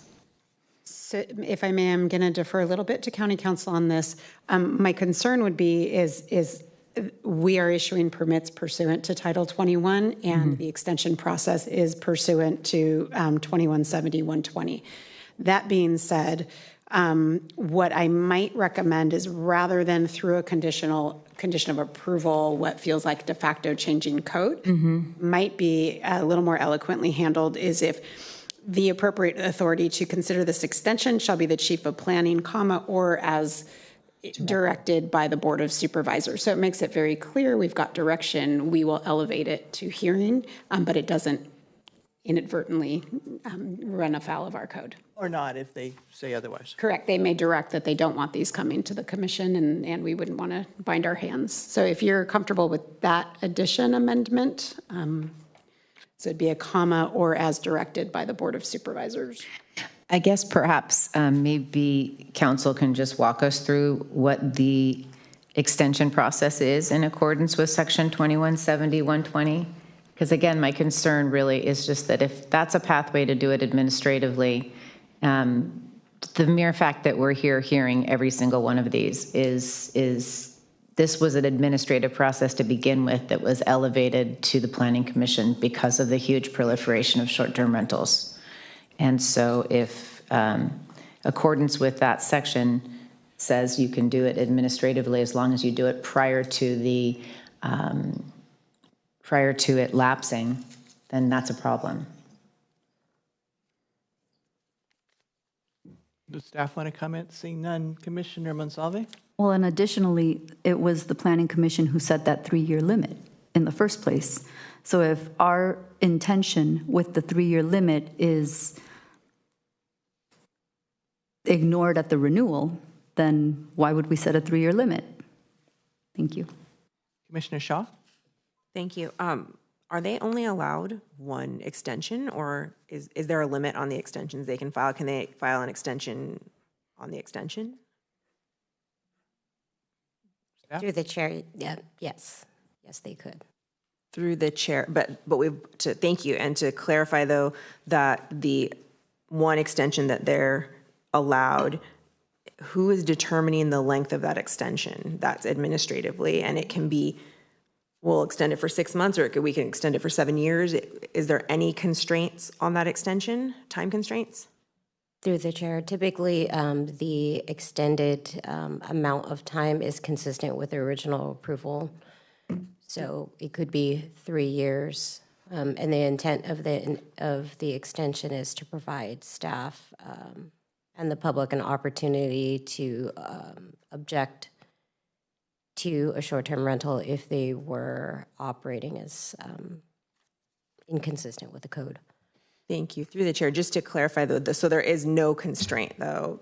There's like what you guys typically do, but there's technically you could grant it for like 20 years, right? Just to hyperbole, right? Through the chair, the code does not require a set amount of time for an extension. Thank you. Thank you. Commissioner Gomez? Just for the record, this issue is being considered as part of the policy updates on short-term rentals, I'm assuming. Whether it's an administrative decision, or whether it's a planning decision, or whether it's a Board of Supervisors decision. That is correct. So these policies and hypotheticals we're talking about might hopefully will be addressed within the year, if not soon. Not 3 years out. I will take the opportunity to advise anyone who's listening and the commission that staff is planning currently and is on the calendar to bring the new updated vacation rental or regulations and final EIR before the commission on May 29th. So we are imminent to try to address these issues through new regulations. And we need to be consistent. There are provisions, similarly in the extension, similarly to say, and I believe the way in which the board had directed it is given the amount of public controversy around these vacation rentals, our formal administrative language says it can be referred to the ZA, but there was a decision to refer everything in this physical geographic region to the Planning Commission. So I don't know that it's inconsistent to say that they should simply, for the foreseeable future, return and that is a sound basis for. There is still as much public controversy now as there has been this entire time. Commissioner Daniels? I agree, and just looked up 2170-120, and it reads that that the appropriate authority may extend an administrative permit upon receipt of a written request for the permit, provided such request is made at least 30 days prior to the expiration of the administrative permit. So I think all we need to do is identify the appropriate authority in addition, and I think that's what where are we? In 6, prior to its expiration, the owner applicant shall file an extension in accordance with Title 21, Section 2170-120. And if there is the opportunity to write that the Planning Commission is the appropriate authority or something there, that would satisfy my concern. Could we, and again, looking to County Council, could we say something that would say that the appropriate authority would refer to the Planning Commission unless directed otherwise by the Board of Supervisors? Something that I just want to maintain that, because ultimately if the board directs us to do something else, as they've directed us to bring everything to the commission, if we can just add that language. Based on our current direction, and this conversation, I would certainly interpret as the appropriate authority for administrative permits that just when in doubt, everything should just come forward to the Planning Commission until such time as we have resolution on new regulations. But a way to craft that, I think, just so, again, it doesn't inadvertently go afoul of our existing regulations, but makes it clear that the appropriate authority will, unless directed otherwise, refer extension to the Planning Commission. For Robert, is that Council? Is that language that we could add in that condition to make it clear, or?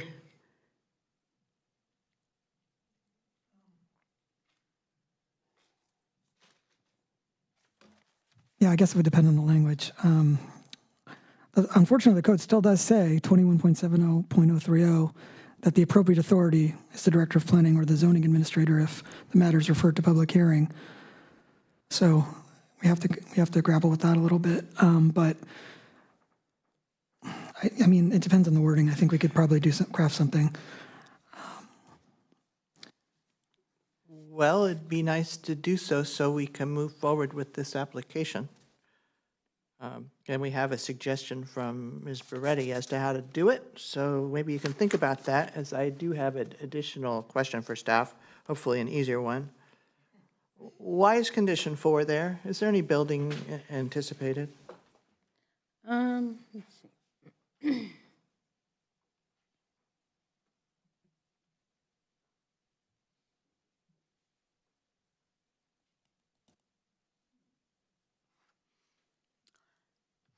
Through the chair, I believe this is just a standard condition that we include. The existing is the single family dwelling, and that's the the,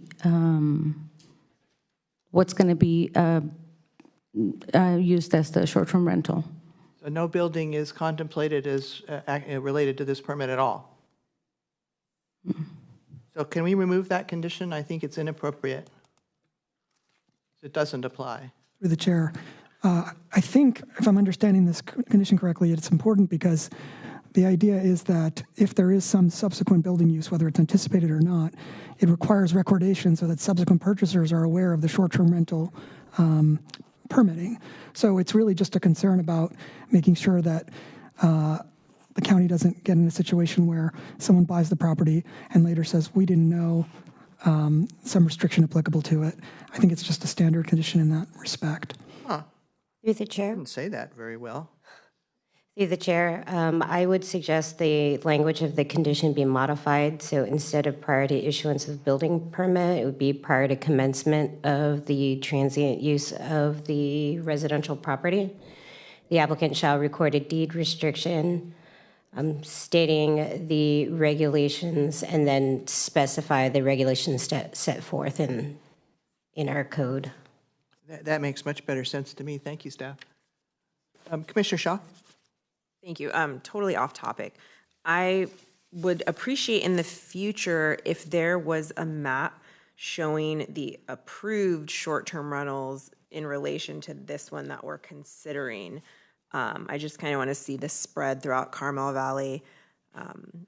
And I also note that just sitting here and searching Airbnb, I pulled up 57 in Carmel Valley being advertised and roughly 809 in kind of District 5.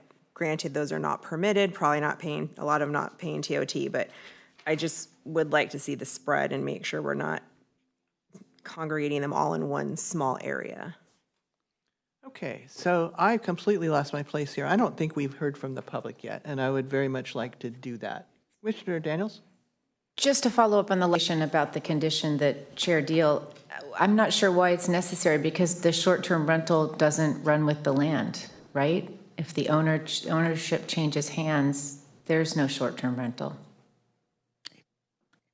Through the chair, yes, it as our code reads currently, the permit runs with the land and not with the operator. But again, when we had the conversation back in Schilling Place and we did the 3 years, that was part of, if I remember correctly, one of the things we also did, which was if the land changes ownership, the short-term rental ceases to exist.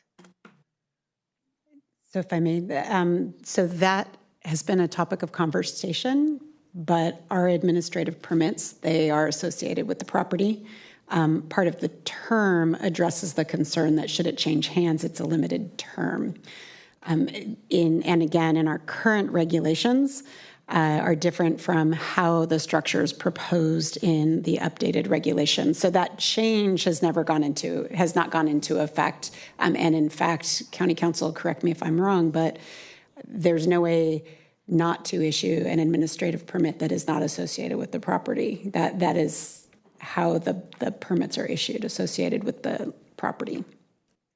I don't believe we've ever had any conditions where it expires within a certain amount of time or should the property change ownership. I don't believe we've ever implemented that on any applications. If I may, through the chair, I feel like I've read it in our resolutions. I would have to go back and read them all. But I mean, this was sort of one of the things that we agreed on is we're issuing these permits. I haven't gone through this one to say whether or not it's here. This one seems pretty short. But I feel like, you know, as we've been issuing these permits, that's one that stood out clearly to me.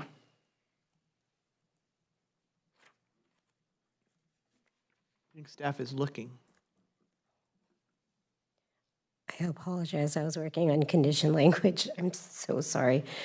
The question was... How about this? How about, given that we haven't heard from the public yet, you take in all this information and one of you can listen really carefully to the public and one of you can work on something else and then you can switch off or something like that. Is that okay? Because I am concerned about providing an opportunity for people who've been here to speak. And I'd like to open the public comment at this time and invite the applicant or the applicant's representative to come forward or say anything they'd like to say. Are those persons here present? I don't see in, would you like to come forward and say anything? Feel free.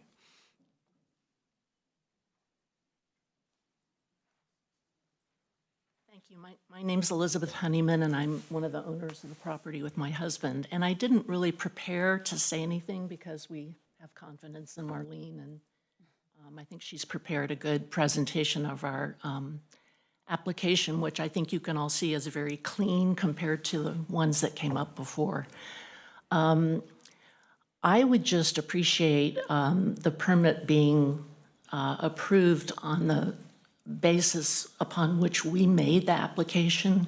We made the application almost a year ago, and we were counting on a 3-year term. Your rules and regs have not changed yet, so we would appreciate, the discussion you're having, I think, is very important for moving forward. But we would appreciate, we did short-term rentals up until the point at which the county said, this is problematic, you need to stop, and we stopped. And that was like in 22 or something. We paid our TOT up until then. We had no complaints from neighbors. We've had no problems. We've not rented for the last 2 years or so since the county said this, this is not acceptable. And we're just, holding our breath, waiting for the permit so that we can get some summer rentals. We count on the income to be able to afford our home.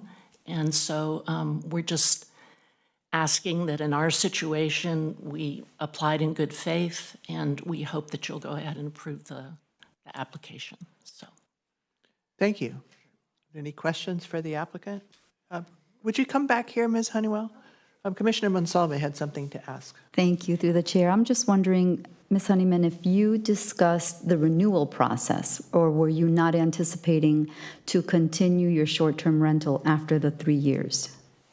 Well, we'd like the option. I mean, my husband and I are retired now, and so we would like the option to. But was it discussed? Were the specifics of the renewal process discussed? We knew that it would be a 3-year term and that we would have the option to renew at the end of the 3 years. And I was assuming, as your staff person said, that it would be for another 3 years, but I don't know how that will be. But it wasn't discussed? It was not discussed? I'm asking, did you discuss the renewal process with staff? Or you just said you were assuming that it'll be for another 3 years, but it wasn't discussed? I'm sure we discussed renewal, but I don't have the absolute recollection of that or the details of what was said. So I would have to say, I think we did discuss it, but if you asked me the date and the specifics, I couldn't give that to you. Okay, thank you. Thank you. I appreciate that. Mm-hmm. I think that's it. I don't see any more. Oh, Commissioner Shaw has a question for you. Thank you. You said that this would help you afford your home, and I was just wondering, just wanted to clarify, this isn't your primary residence though, correct? We have a primary residence in Fresno, and we spend time over here as a family, and we do the short-term rentals to help defray the cost of owning the home. And so we do use it, and we use it ourselves, and then we also have periods. We block out periods for ourselves, and we have periods of time that we make it available, the whole property. We're not there when it's rented. And we have people rent it through VRBO. But we haven't had it on VRBO since the county said, cease and desist. And we've tried to play by the rules and do things according to the application process. So we would just ask that you respect that, and we've been waiting a year. So I understand that you're needing to discuss what you want to do moving forward, but, we would appreciate just our application being considered as it was made, so. Thank you. Mm-hmm. This causes a question for me, but maybe I'm wrong.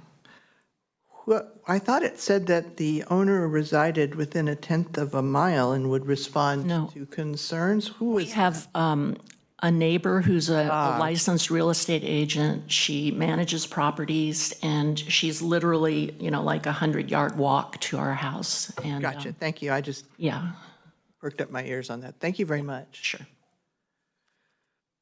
Okay, let's move on to any other members of the public who might like to speak on this item. Is there anybody else in the chambers? I don't see anybody one way or the other except the applicant, and I assume the applicant's support crew. And I don't see any hands up on Zoom. Madam Clerk, am I missing anything? No, you are not. Very well. I'm going to go ahead and close the public comment period and come back to staff. And we had some pending questions. Do you have any comments on any of those? I did just want to take a moment to reiterate, no current staff, and we did confer with Director Spencer as well, has any recollection of any permit that's been issued that has expired upon change of ownership or has not run with the land, and that indeed was a concern, which is a part of the consideration that we've taken into account for the new regulations that have a land use entitlement that does run with the land, but then also proposes an operator's license that in absence of that, you cannot do it because that would run with the operator. And that's not approved. Those are the proposed, but in our current regulations, we're not aware of anything that has gone in otherwise than our administrative approvals that run with the land with limited term. Thank you. Anything additional from staff? Seeing nothing. Commissioners, your thoughts? I have here on my list discussions of changes to Condition 6 and potentially Condition 4, as well as ongoing issues with evidence for, or finding for evidence C at the conclusion. Those are the things that are not entirely clear in my mind. I believe that we had proposed language from Ms. Beretti on Condition 6. In Condition 4, we had proposed language from Ms. Kenga, and we didn't have any actual designated response to the finding for evidence C discussion, wherein Commissioner Daniels raised a concern about the conclusion, and I would just like to propose that it might make more sense if we just added the word.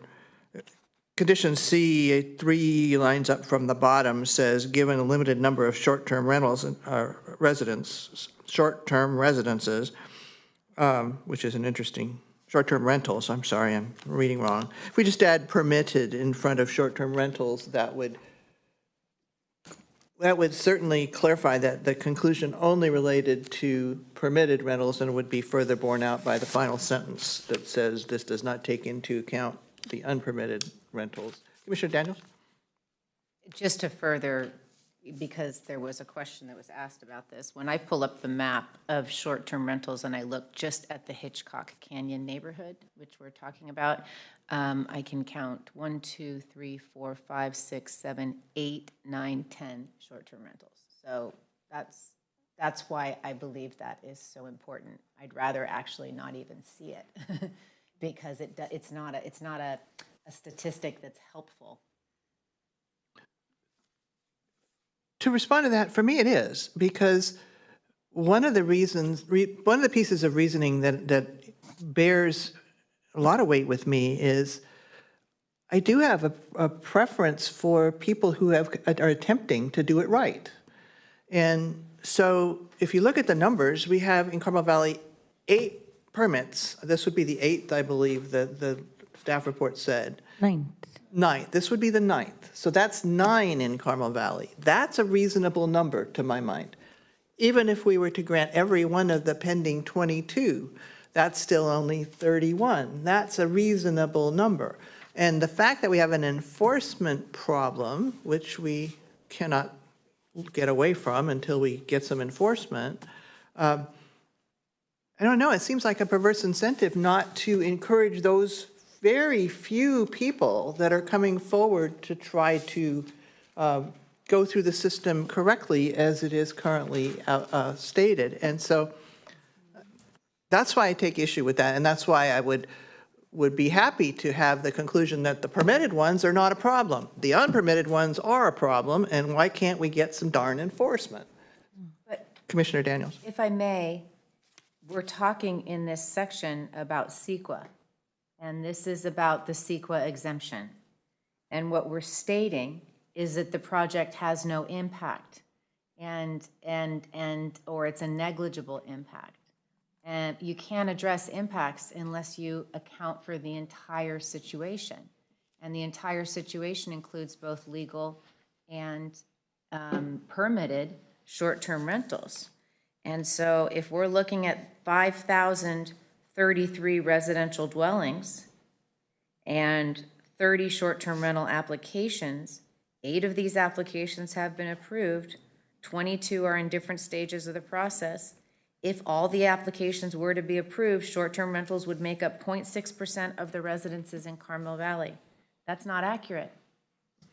And so given the limited number of short-term rentals, the application of regulations that address cumulative concerns, because we are concerned about the cumulative impact and whether or not the CEQA exemption is still applicable when you add all of these together, and the negligible impacts of short-term use compared to long-term occupancy of rental structures, exceptions to categorical exemptions due to potential cumulative considerations are not warranted. And so that's my concern. And I want to just say to the applicant, I get it, like, you know, your application is separate, and I'm sorry that we're having to have this conversation in a way that sort of drags out the decision on your project. But again, we've had 3 short-term rental applications today, so it's really important that at a certain point in time, we have these conversations, because, you know, I was in your neighborhood just last weekend with one of my dearest friends since preschool. You live in one of the more affordable neighborhoods in Carmel Valley that continues to exist today. And so as we take these houses out of circulation and they become short-term rentals, we really need to address and analyze the impacts. And so that's the conversation we're having. And I'm so sorry that you've been in this process for an entire year, and I get that frustration. And thank you for going in the front door and doing this right versus trying to get away with doing it wrong. And that would be the other 9 in your neighborhood. And so I just really ask your patience and hope you understand what process we're in right now. I would just put in your ear while we're listening to other commissioners, I would like to hear what you would like to do based on that, but not this, I mean, think about it, and let's hear from Commissioner Gomez. I was just going to suggest that we add the word permitted short-term rentals. Just add permitted. I am tired of seeing this CEQA exemption written the way it's written, right? So you can simply take out all of the analysis that is not accurate, right? Okay, so none of the exemptions, you're going to say here, all the way up to the point where you need to, potential impacts of short-term rentals on long-term are not a unique circumstance. I don't agree with you, but if that's the accurate statement, then it's not a unique circumstance. Therefore, this is CEQA exempt. Fine, period. Short-term rentals on long are not unique, that would result in significant effort or result in a cumulative significant impact to disqualify the use of a categorical exemption. If that's what the county believes and that's what we've continued to base our assumptions on, then I'm not going to argue with you. I have actually many times, but that's your that's your stance. There you go. I would end it there, because the other, you know, if unless you want to engage in the impact that all of the short-term rentals have, I think that maybe that weakens the CEQA exemption, and we need to do something about it. Thank you. Commissioner Monsalve, did you want to weigh in? Yes, thank you. I had 2 comments. The first was regarding condition number 4 on the deed restriction. Can't we just, or are we in agreement to eliminate that condition altogether? I know, I understand staff didn't agree with that, but then we all continued having opinions on that subject. So I'm looking for my fellow commissioners. I am not in agreement with, based on the information I received from staff, I'm not in agreement with removing it, but I am in agreement with the language. The edits. By Ms. Kenga. Thank you. And then my other comment was regarding Commissioner Daniels' comments. How many of those, the 8 or 9 in this community that you counted, are actually permitted? So if we approve this one today, it's up to us, or the ordinance as it gets written, whether or not the other 7 are permitted. Well, I assume it would be up to whatever permitting process is Right, right. Existing ordinance that applies when they apply. Okay, thank you. Commissioner Mendoza? In reference to CEQA and the analysis, it's still going to be used as a home. It's not going to change the use, whether it's a short-term rental or not. It's still a home. You're not changing the use from a residential use to a restaurant to any other type of use. It's still used as a residential home. So that being the case, it's same amount of cars, same amount of people, same amount of things. So that's kind of my take on that. Commissioner Daniels? The analysis, if I understand, is about whether or not the short-term rentals are reducing the housing stock. So it's taking a look at the number of permitted applicants. It's a specific CEQA exemption, and it's looking at the number of short-term rentals we've issued as compared to the number of residential dwellings that exist. And they're saying it's a negligible impact in terms of stripping the community of permanent housing, if I understand it correctly. Ms. Beretti? You were leaning forward. I didn't mean to put you on the spot. No, I think, so understanding the conversation, I'm having a hard time just sort of quickly digesting, and in my mind, I'm also confusing the environmental analysis we just did for the new regulations with just putting things in context of this particular exemption in this particular case. And so I'm wondering if if this might be a topic that, upon getting kind of all other questions and issues out, if staff could take a moment and actually just concur and see if we can just sit and digest this. Because we've heard that, and I think we've tried to modify it over time, and I'm hearing it different. And so I'd like to be able to just sit and talk with staff and digest it with council as well, to address the concerns and put it in the proper context. And if I may, if there is a way to address it. If there's not, I'm not interested in punishing this applicant any longer, but I really do have a problem with number 4. And perhaps we can say in the future, we don't come back with this number 4 until we address this, because it reads like bullshit to me. I mean, it really, really does. I'm so sorry, but it's not accurate. And so if you feel, and you know CEQA better than I do, if potential impacts of short-term rentals on long-term housing are not a unique circumstance that would result in a insignificant effort or result in a cumulative significant impact to disqualify the use of a categorical exemption, great. You know CEQA better than I do. You're the expert. So then it ends there. But it's what comes afterwards to justify that I have a problem with, if we are in fact talking about reducing the amount of housing that exists in Carmel Valley as we permit more and more short-term rentals. I hope that makes sense, and I'm so sorry. And again, do not want to punish this applicant. We can, in fact, move forward if that's the best, but to come back, I mean, I think it's like the 3rd time I've brought this up. And with that, we've issued more and more permits. And so I really would like to get to the bottom of it. Unless you all agree that we don't agree on this, and that's fine too. That's absolutely fine. I love you all. So I guess my question to the commission and to staff would be, we have the tabled item number 6 where people are working on language, and we have some issues here that may require a little bit of thought, and I agree with Ms. Moretti that I think whether the abbreviated findings would indeed support issuing a CEQA exemption is a question for staff and council. It's not something I would be comfortable deciding.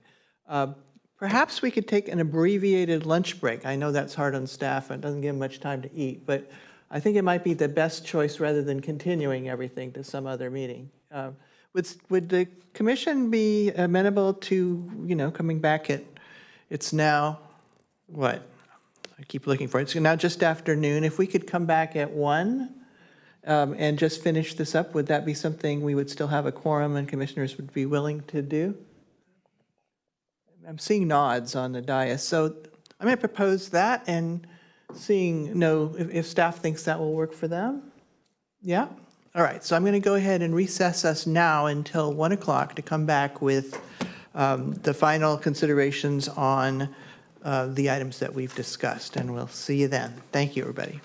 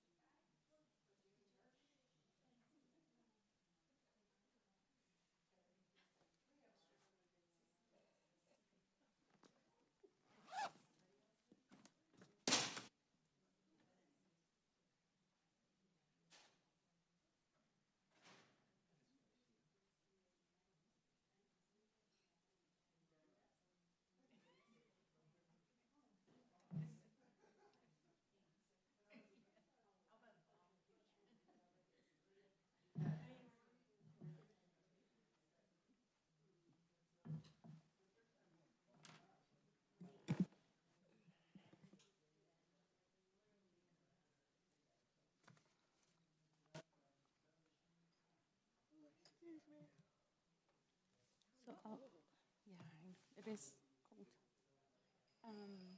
So I'll read the finding and then also the condition language, or no? 'Cause I updated that and I made a new PDF. Oh, I have water. Thank you so much.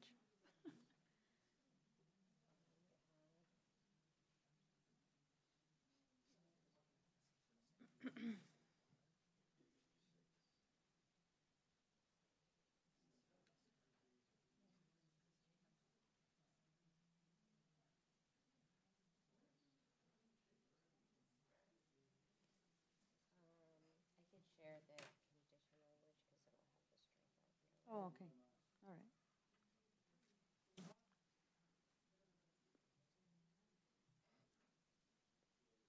And then it should just show up right there. Here. Yeah. Okay.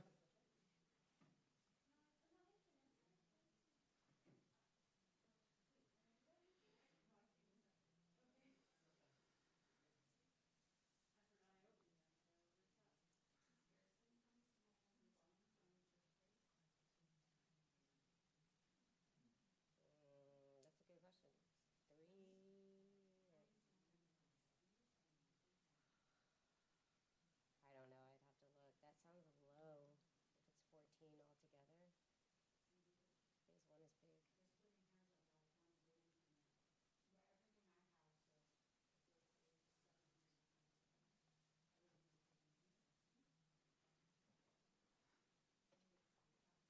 Yeah, I can look and find it.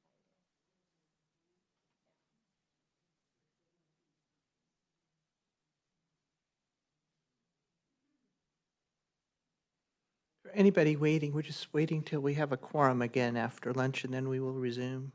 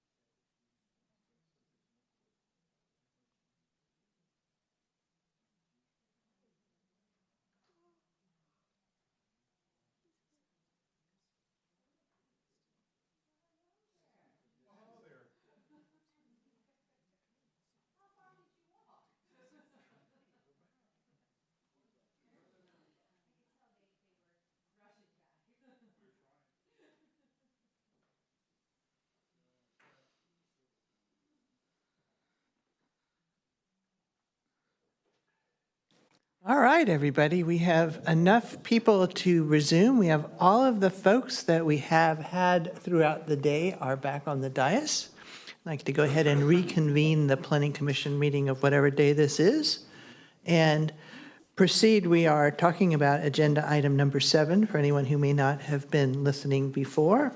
And we had asked the staff to come back with some ideas and information. So I think we'll start there. Turn it over to Ms. Garcia. Let me start us off. Okay, take it away.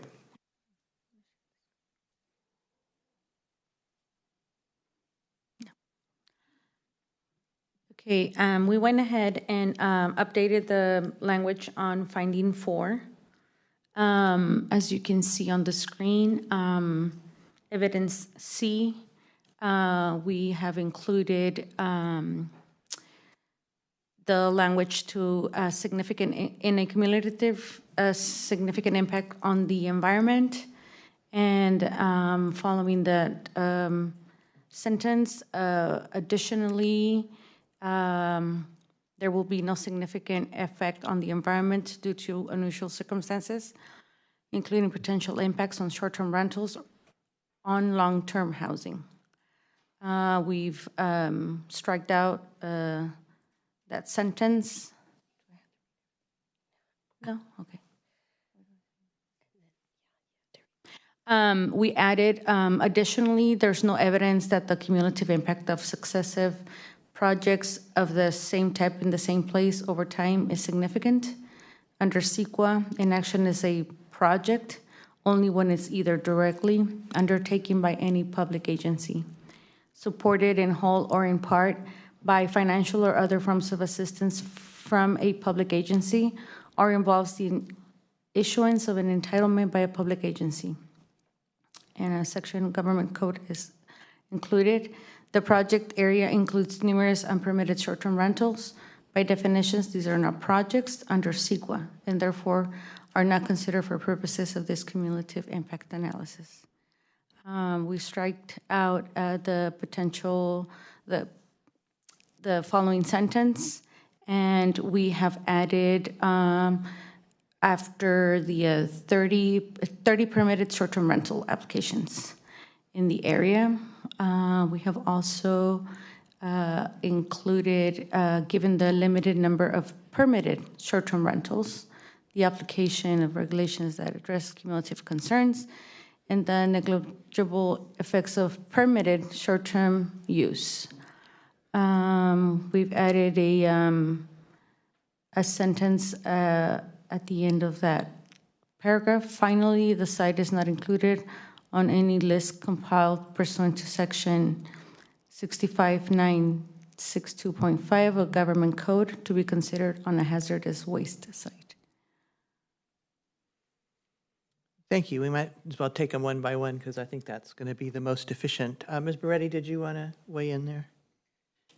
I just wanted to say the first time the word permitted shows up after 30, it's actually 30 applications. Those are not yet permitted, so that permitted should be deleted. Council, did you have anything to add to any of this?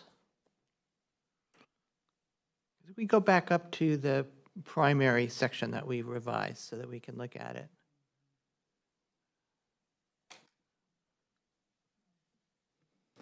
Nothing specific. I'm happy to answer particular questions you have. Some of the things like the hazardous waste was just moving it from one part to another for clarity, but this is the core of it right here that you've identified. Thank you.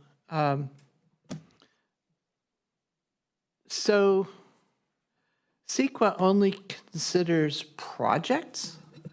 There's no reason to consider on-the-ground circumstances? There's no requirement to do that at this point? I'm sorry, what circumstances? I didn't quite Actual understand this. physical circumstances that exist at the project site and surroundings. There are for some considerations, but the language on the cumulative impact analysis just says that the project, that the class of exemptions doesn't apply if the cumulative impact of successive projects of the same type in the same place over time is significant, and there are other exceptions in there as well that this analysis goes through. But just for purposes of this definition of cumulative impact, I think is the point. And I guess I would just put forth to the commission about whether or not we think this is true. Commissioner Daniels. As a way to answer that question, if I could just go through my comments. The project will not, additionally, there will be no significant impact on the environment due to unusual circumstances. I'm not comfortable adding that sentence because that's the one I don't feel like we have. You could put a period after circumstances. I think we're able to analyze, and we do so again, still below, the impacts of short-term rentals, of permitted short-term rentals on long-term housing. But we're not able to say that there's no impact. Through the chair, I'm referring to, the reason that it's separated is because they refer to two different exceptions to the exemptions, one involving unusual circumstances, the other cumulative impacts. So, okay, so assuming then the housing, the impact of short-term rentals on long-term housing is the cumulative impacts, is that right? That we're talking about? Well, I mean, I think that's really kind of a policy choice, but yeah, I mean, essentially you're trying to see if the cumulative impact of these projects creates significant environmental impacts. And I don't know if impact to housing stock counts as an environmental impact under CEQA. I don't think it would, but I don't think that's specified here as far as that being the lens. Okay, then it could, I think that would justify just striking that sentence, or that whatever's after the comma, striking, if that's something that others would be comfortable with. I'm not clear where you mean. Okay, so now there's, okay, it's gone. So additionally, there will be no significant impact on the environment due to unusual circumstances, period. We've added, including potential impacts of short-term rentals on long-term housing. And I'm not clear why we're adding that statement. That's sort of the trigger for me in terms of, you know, how we got to this part of the conversation. And then it goes on. Additionally, there's no evidence that the cumulative impact of successive projects on the same type in the same place over time is significant. If that's not necessary, why is it there? Because I don't feel comfortable saying that. I don't know that we know that. And I think that that's why we're engaging in an environmental analysis for our actual ordinance that we're moving forward, right? Am I wrong? We're looking at these things because we're concerned. And so one of the things that we were being asked to do back at Schilling when we started instituting the 3-year time frame was we were actually being asked by the community in some of the public comments to engage in a CEQA analysis, that the cumulative impacts we should be looking at. That's what we were being asked in public comment, is look at the cumulative impacts. And instead, we decided to issue these 3-year term limits and approve projects. So I'm sorry that this is dragging this out. This is not my intention at all. But I think minimum is best in this section until we can properly analyze the impacts, which we're doing in our ordinance process right now.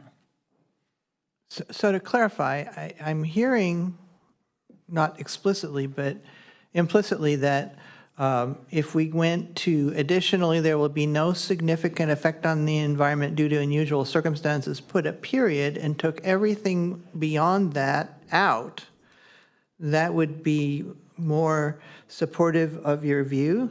No, because then you get into what council was saying about project, which this is, again, out of my pay grade. I didn't know that under CEQA, an action is a project only when it's either directly undertaken by blah, blah, blah. So what we say there, for that may be necessary. That may be the cover that's needed. It says the project area includes numerous unpermitted short-term rentals. By definition, these are not projects. So maybe that's the evidence that is needed to reinforce that this is exempt. That may be totally necessary. I'm not comfortable drawing the conclusion we were using evidence based on only permitted short-term rentals prior, and we were using that to justify that there was no impact. It was a negligible impact in terms of the housing stock, the removal of housing from the housing stock. But for me, that was a problem because of all the unpermitted short-term rentals. So the impact may or may not have been negligible. And so I just don't feel comfortable including it and really look forward to the completion of the ordinance. Okay, I think we all do. I know Mr. Spencer has his hand up, and I know Commissioner Shaw has a comment here, but I just want to clarify what we are affirmatively suggesting, what Commissioner Daniels is suggesting. So I'm understanding the suggestion to say, additionally, there will be no significant effect on the environment due to unusual circumstances. Period. Okay, and so then we go down and we go to, stop, don't move it, I'll lose my place forever. And so then we would start again saying, new sentence, under CEQA, an action is a project, and leave out the conclusive. No, if it part of that. refers, if the sentence prior refers to, it's saying that there's no impact on successive projects, and by the way, this is not a project. I mean, apparently you do need those two sentences to go together. I'm still lost. What is it you want to put in? What is it you want to take out specifically? Because if I'm lost, it's possible others might be as well. What I wanted to take out is now gone on the Oh, well, that's easy. Did anybody have any objection to that change? I'm not seeing. It's gone or it's highlighted? It's gone. Just after the comma. Yeah. But so I mean, you have a lot of detail through the chair about the same thing, but you're also saying that this isn't a project. So if that's fine. I mean, if one follows the other, it makes sense. But Okay, but that's what is reflected here is your suggestion. What we're looking at now reflects what your thought would be. Mm-hmm. Great. Thank you. I just got lost. And I'm going to go now to Mr. Spencer. Mr. Spencer, would you like to weigh in here? Thank you, Chair Deal. I can't get my video to work because I'm blocked, but I think this is a great discussion. I have the benefit of having the CEQA document in front of me, so if you'd like an explanation and you'll indulge me, I can walk through some of the provisions here in CEQA that I think will shed some light. It may be already taken care of at this point, though, and so I'll pause there and take direction from the commission. I don't know if you had the opportunity to listen in earlier, but we've been through a good deal of that and had staff bring forward the specific language. Unless what you have to offer would address the current status directly, like if there's a problem with removing the language that Commissioner Daniels suggested we remove. I think it was more the definition of cumulative impact, the definition of project under CEQA, the Public Resources Code sections quoted here in this language. If it would be helpful, the implementing guidelines for those sections may shed some light on the analytical path.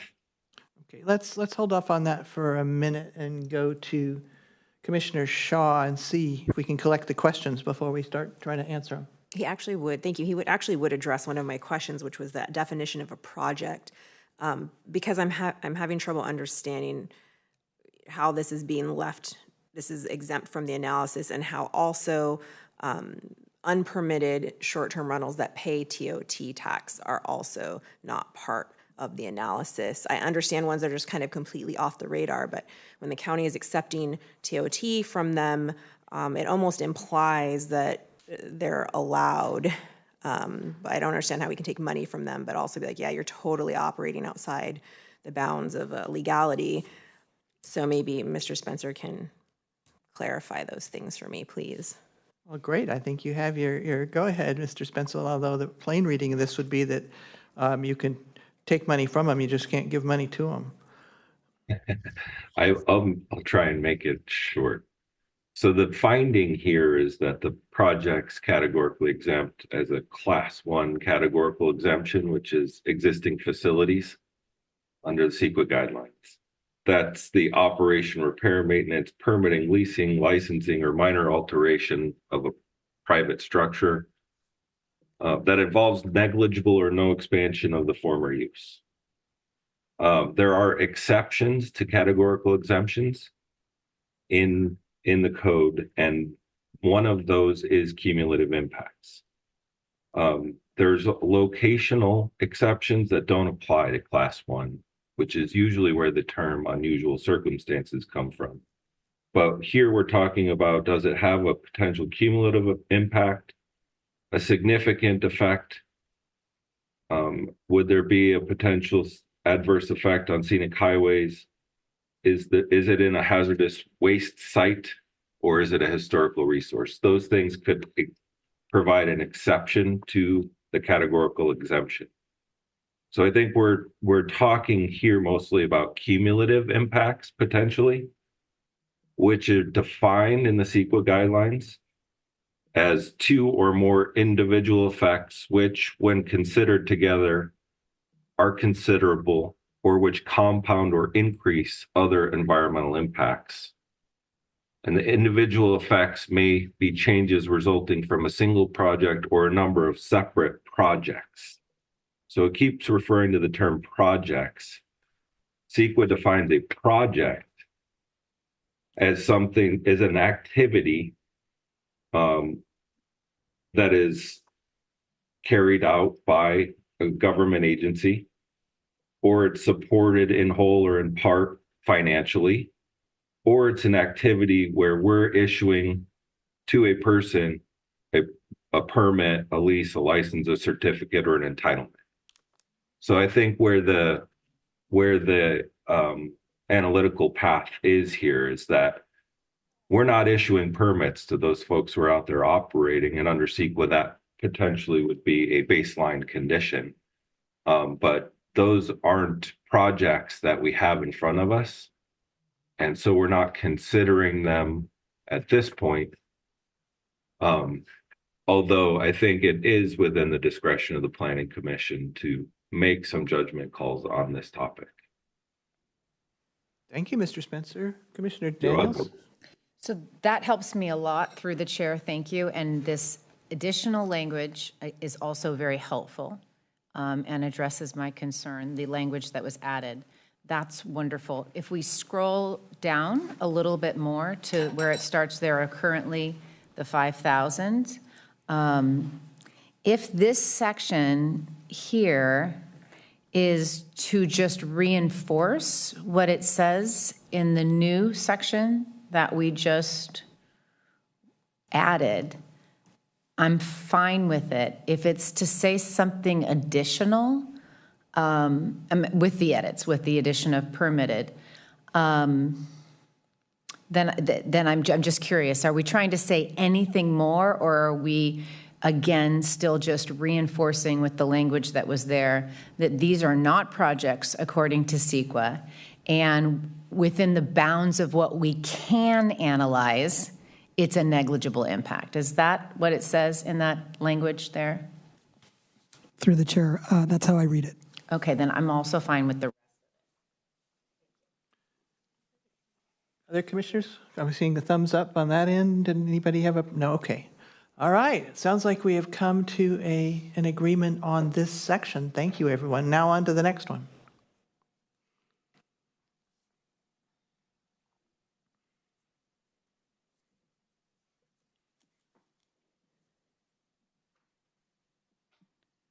All right, staff. Yes, condition 4 has been, the language has been updated to say prior to commencement of the transient use of the residential property, the applicant shall record a deed restriction stating the regulations contained in section 21.64.280 of the Monterey County Code, Title 21. And then it'll also, prior to the commencement of transient use of the residential property, the owner applicant shall submit the signed and notarized document to the Director of HCD Planning for review and signature by the county. Prior to commencement of the transient use of the residential property, the owner applicant shall submit proof of recordation of the deed restriction to HCD Planning. Thank you. Mr. Spencer, is your hand up again, or is it still up? That's a legacy hand. I'll take it down. Thanks. You didn't want to overlook anything you had to say. Commissioners, No. any thoughts on condition 4? Condition 4 appears to be okay, Ms. Beretti? I would just suggest that if you're fine with that condition as written, there's just what appears to be a typo stating the regulations contained in section 21, so just add an ED. That's the only mistake we've got in this kind of. In the first paragraph, there you go. Perfect. Thank you. So it appears to me that we have agreement on the proposed condition 4. Excellent. Condition 6. Condition 6 has been updated to say that prior to its expiration, the owner applicant shall file an application for extension of the permit in accordance with Title 21, Section 21.70.120. The appropriate authority to consider this extension shall be the Chief of Planning or as otherwise directed by the Board of Supervisors.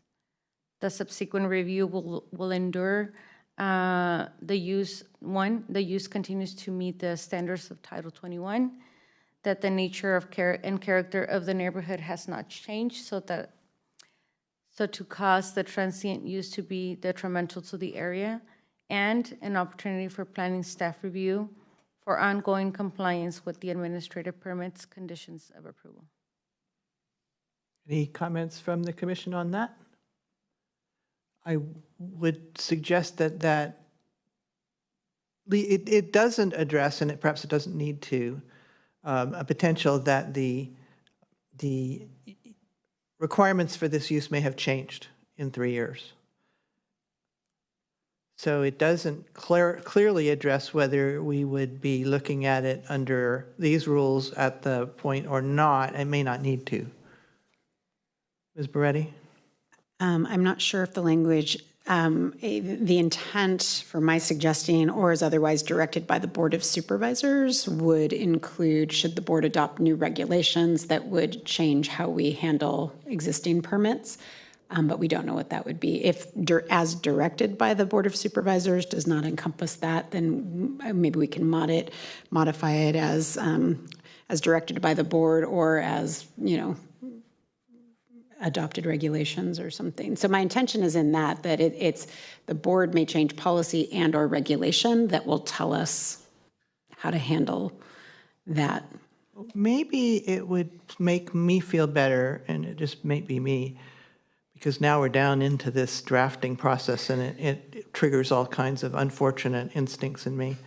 The subsequent review will include but not be limited to the use, the nature, and the opportunity, because the way it reads now, it says if you look at those 3 things and there's no change, I think that would be a standard of review, but perhaps it's only part of that. And if we said, as I suggest, then it said this review shall include but not be limited to, it might make sure that we aren't using that as a limiting standard.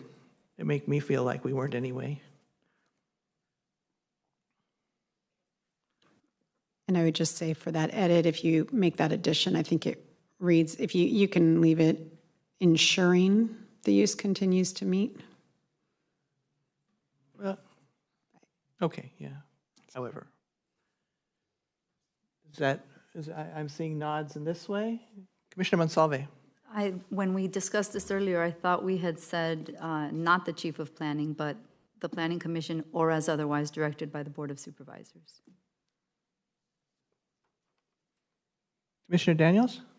I think the way that, through the chair, that I was triggered by the same thing, and I wonder if the appropriate authority to consider this extension shall be the Chief of Planning.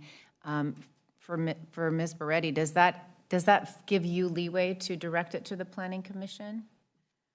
So in Title 21, the appropriate authority for administrative permits is the Chief of Planning, unless the Chief of Planning refers to the ZA. And by direction of the board, given the controversy around vacation rentals, the chief is referring all of these in District 5 to the Planning Commission.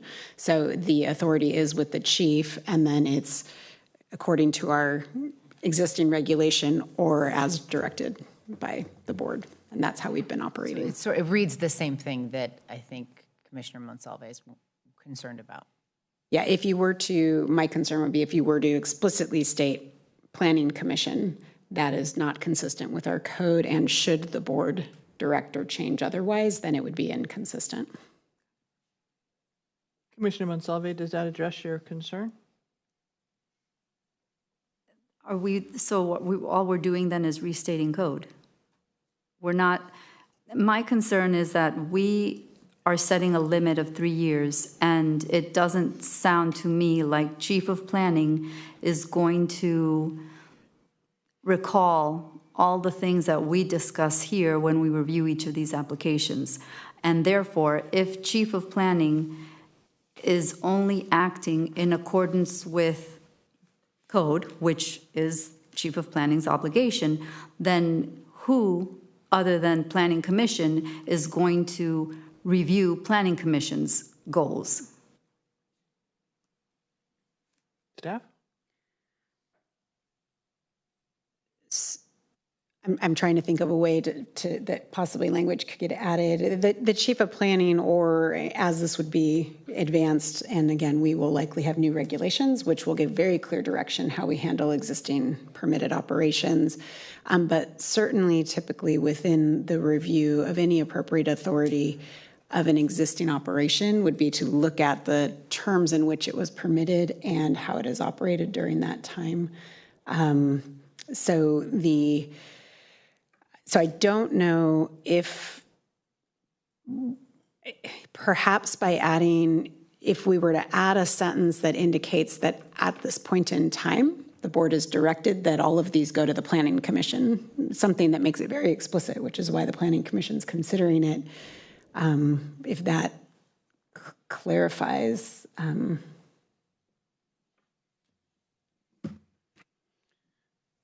or addresses the concern. I'm looking to Commissioner Monsalve.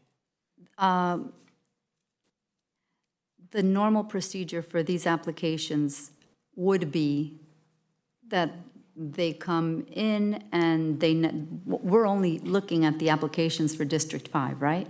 That's already an exception to code, right? It's an exception to the code because the Board of Supervisors has so instructed. It's not exactly. The board's direction is consistent with code in that the reason for the direction to go to Planning Commission is given the, I forget the precise language, but the level of concern and controversy around these vacation rentals in District 5. So it's not contrary to code. It's an extra. Yes, it's amplifying on code and giving, per their authority, appropriate. So wouldn't that justification that the Board of Supervisors uses to give District 5 applications to Planning Commission still hold true at the time of renewal unless we have an ordinance in place that would address the renewal? Or unless for some reason the board has directed otherwise and changed their direction to say, we're operating now. But you are correct. The plan is we will have new regulations that are adopted by the board, but because this is a board-directed understanding and policy, they could also just change that direction based on change of circumstances. And I think that's where I just don't want to exclude that possibility and have staff get in a quandary where a condition reads contrary to. But if anything, if the board wanted Planning Commission reviewing all District 5 applications, wouldn't it stand to reason that they would want the Planning Commission reviewing the extension of those same applications, or they would so instruct otherwise? And that is how staff interprets it now, so it would only be if the board changed their direction. So we don't need to say Chief of Planning. What the board wants right now with District 5 applications is for Planning Commission to review them. So if we did not have an ordinance in place at the time of renewal, wouldn't the board's current special instruction apply?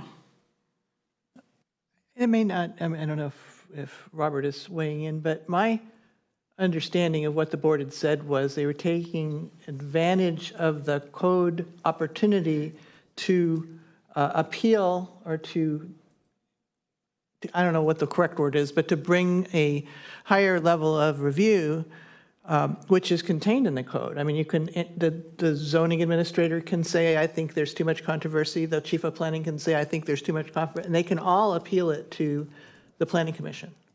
And so I think the board of supervisors, the way I thought of it was that they were exercising their authority to, in this case, appeal all of the permit applications up front to the planning commission, while keeping the fact that the appropriate authority for administrative permit would still be the chief of planning, and would for the whole permit would have been chief of planning. But that would mean they could change that referral at any time. And I see staff not wanting to put this applicant in the position of having a separate kind of review should the board then subsequently say, no, we don't want to do that anymore. But it would still not prevent staff from bringing it to the planning commission, I don't think, if they chose to do so. Would you think? No, I wouldn't think so. And I would just point out that there are two possibilities here for the appropriate authority, the way this is drafted. It's either the chief of planning, which is as it is under the code, or as otherwise directed by the board of supervisors, which I read to include the direction that we've been discussing. And this keeps it general enough that if that changes, that the right authority is considered. That's how I read it. But And I think it's Ms. Kenga has proposed additional language at the front of end of condition 6. Is that true? Did you want to speak to that, Ms. Kenga? Through the chair, that was an attempt to capture the suggestion by Ms. Beretti to identify that the Planning Commission was the appropriate authority in this case. Does people find that helpful? Is there any objection to that? Are there any other concerns with the condition 6? Is everybody exhausted? Strike that last comment. Of course we aren't. All right, so I think we have reached agreement that as it's shown on the screen, condition 6 reflects the discussion. So that's the list I had in front of me with respect to this item. Are there other concerns or questions before we proceed with some action thereon? No? All right. Wow. I think we're ready for someone to decide what we should do. Is there a... I'll move for approval with the changes to those different items as proposed by staff. I'll second. Been moved by Commissioner Gomez and seconded by Commissioner Getzelman, who spoke up. We'll get some other opportunities that we approve the application before us with the changes as come up with in this hearing by whomever. Is there any questions about that? Any further discussion? Seeing none, I'm going to go ahead and take the vote. All those in favor, please say aye. Aye. Any opposed, no. And the motion carries. Thank you, everyone. Particularly thanks to staff, and I apologize for any hurried lunch issues that may occur. So that brings us back to tabled agenda item number 6. So I think we'll have a second or two where we change the crew at our staff desk. Thank you, Ms. Garcia, appreciate that. Ms. Zepp, welcome back. And I'm going to turn it over to you to address the work you've done since we last saw you. Thank you. I'm just logging in and going to share my screen.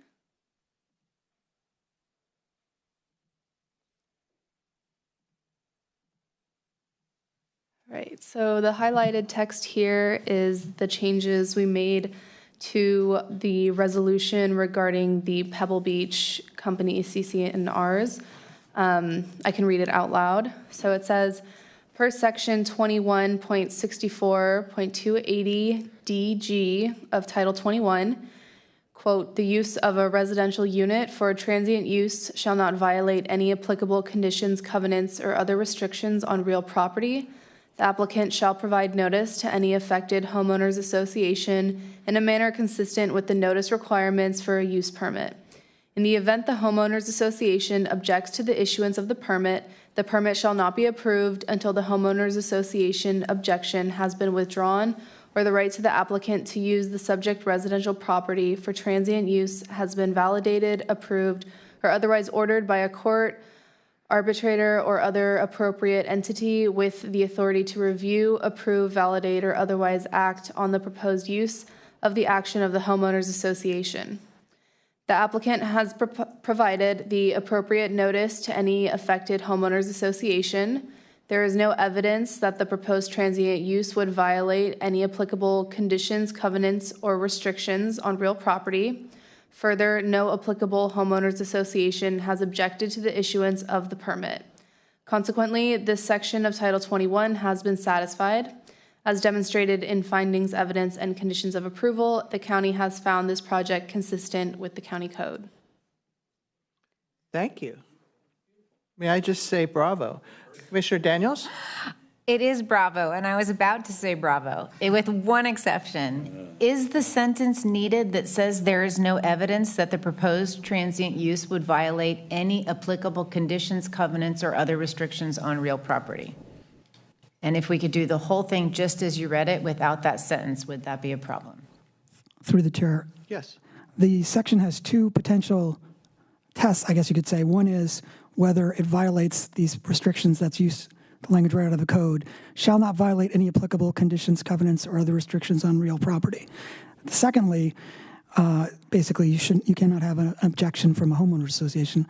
So the idea is to address both elements of the section. And so I would think that it would be necessary for the complete analysis, but I'm a little pedantic. That's helpful if that sentence doesn't refer to the CC&Rs, the first one that I wanted to strike. Sounds like you're referring to actual other conditions, covenants that have to do with county code. It's very general, but that is the language the county code uses, so that's... Okay, then I'm fine with it. If it was in reference to the CC&Rs, I was concerned. They don't have capital letters on them, so we could always say that they were more general. Okay.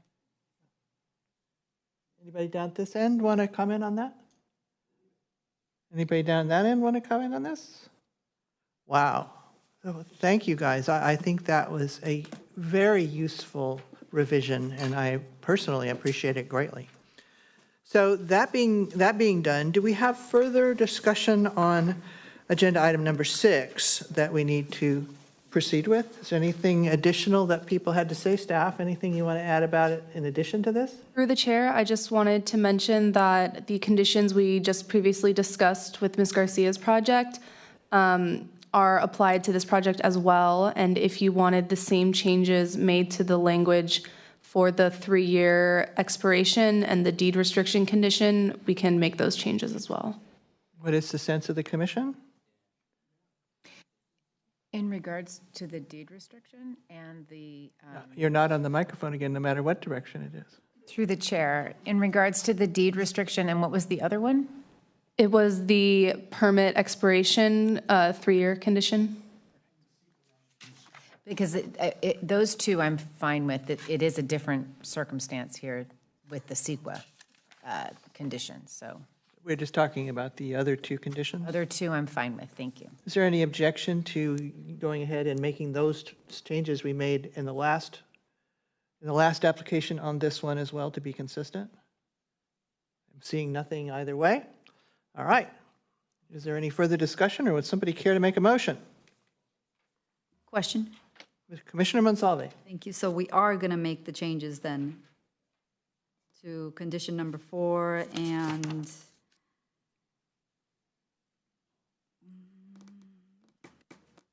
What was the other one?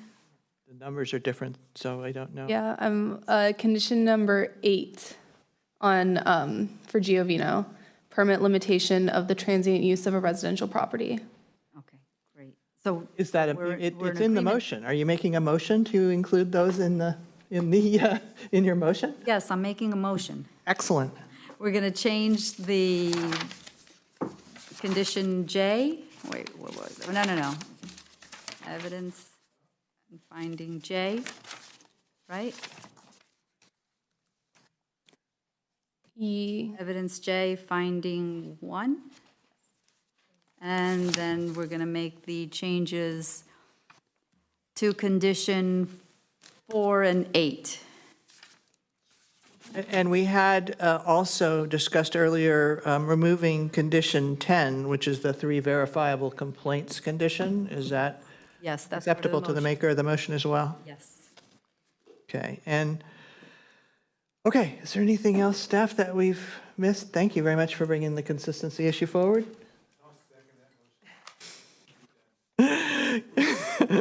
Commissioner Monsalve has moved and Commissioner Mendoza has seconded a motion to approve this application with the changes that we've just delineated. Is everybody clear on that? If that's the case, I'm going to go ahead, and there's no further discussion, I'm going to go ahead and call for the vote. All those in favor, please say aye. Aye. Any opposed, no, and that motion carries. And I want to hearty thanks to staff for helping us work our way through this. Much appreciated. All right, so now we have a department report. Ms. Berretti. Yes, thank you. I wanted to bring to the commission's attention that as of this Monday, May 6th, the county's housing element draft is available for public review. And just for those who may be watching via Zoom, I am going to share the webpage and QR code where that can be found. So the draft housing element, 6-cycle update, countyofmonterey.gov/general plan updates, or the QR code. That will be available for 60-day or 30-day review, through June 6th. During that time, we will, staff will be doing town halls, pop-ups within communities, library displays to engage the community, and we'll also be holding formal hearings, workshops with bodies. We will be coming here to the Planning Commission for a special workshop on May 15th, Wednesday. We will be going to a joint committee meeting held by the county's Housing Advisory Committee and the Board of Supervisors Health, Housing, Human Services Committee on June 20th, and we will be coming before the board on June 4th. So we look forward to engaging with the public and policymakers on our draft document. So to be clear, the housing agency or the housing group will have not been able to weigh in prior to the Planning Commission discussion of this? The subcommittees, that is correct, just for scheduling purposes. They did hold, the Housing Advisory Committee and the 3H Committee actually did hold this past Monday. They held a policy workshop focusing on talking to both for-profit and nonprofit developers about specific policies and ways to better achieve what we're trying to do. So that will also carry forward the outcomes of that or information to each of the subsequent workshops. Thank you. Any other questions for Ms. Berretti? And that is it from your department report? No, Commissioner Daniels. Yes, I, unfortunately, the 15th, one meeting I was not able to get off my calendar, and it goes from 9 to 9:15, and I'm going to just take it really quickly in the room there, and if there's any way to delay the start time, I don't want to miss a second of this important meeting, but if not, I will just be right in the other room taking that meeting, and then we'll run back out here. Staff had planned on having the regular 9 a.m. start time and just doing any consent or other items, and then not formally opening the hearing for the workshop until 9:15, if that works. If it's preferred that we simply put the start time at 9:15, we can certainly do that. I don't have notices gone out yet. No, they've gone. They have gone out? Okay, so it is set up. I just wanted to more let my colleagues know that I will be here, and I'll just be. Well, good. We'll have a really long Pledge of Allegiance. Commissioner Shaw. Thank you. I just wanted to clarify, we're capping this at 3 hours, correct? Or is that kind of just a ballpark? We're not necessarily stopping at 3 hours. This is a hearing, right? It's not a workshop. Is that correct? Is there an action coming from us, a recommendation to the board? Because workshops, I know we can limit, but a hearing, it seems to me it would be more problematic because you don't know what could come up. Through the chair, I just had remembered saying that it would to be 2 hours and something about capping it at 3, but I could be misremembering. So I can look up the item. I believe we are holding a workshop and getting direction and recommending submittal to the state HCD, but it is not a hearing to actually recommend approval of the housing element. Is that, how do we, but if you give staff a moment, we can look up the actual notice and be very clear on what the actions are. However, I do believe we didn't notice it with a time limit, but our assumption is that you do have the purview to put a limit depending on how much public comment and discussion is there, but we did not notice it with a time limit. Commissioner Daniels? And if I, through the chair, remember correctly, I don't think I've seen it pop up on my calendar like we've had other planning commission scheduled come up. And so I don't know why I'm telling you that, but I just want to make sure everybody remembers that it's next Wednesday. And there was one other question. Oh, yes, because that's how I usually find the document. So will we be reading anything other than the draft housing element that's posted online in preparation for that item? And a staff report, I assume, just so we can start ahead. So we'll have a staff report, but the staff report will be fairly brief. It's really the document. And I did just want to state, so we did notice it as a public hearing at a special meeting to review and comment on the preparation of the 6th cycle housing element. So it's a formal hearing, but it is to receive public comment and input. And then the action would be to I believe the board planning commission would be recommending that the board authorize staff to submit the draft to state HCD for their first review. Okay, so I think that's about as clear as we're going to get right here. Commissioner Shaw? Thank you. Forgot one of my questions. I just wanted to clarify, though, I'm not going to get a 1,000-page packet, correct? Because I always ask for the paper one, and I don't want a 1,000-page draft document.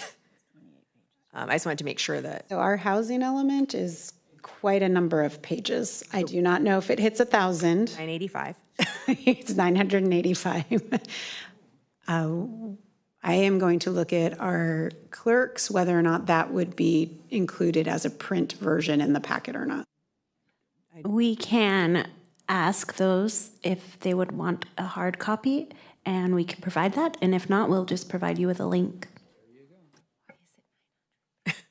I just, through the chair, I just wanted to clarify that while I love having a hard copy, I don't think that's a good use of resources, so I will take a pass on that hard copy. Thank you. And for the record, I will not take a pass. I like my Post-it notes. Commissioner Gomez? Just wanted to say, I don't know what resources you have available, but it'd be nice to have a bound copy, like a book. Yeah. Thank you, Commissioner Gomez. I'm actually really happy with page numbers that we didn't used to get those. All right. Anything else? We can stay together all day if we continue to talk. No, we got to go. Nothing. If there's nothing else pressing before us, I'm going to go ahead and adjourn this Planning Commission meeting at whatever time this is, which appears to be 1:56 p.m. Thank you all for your patience.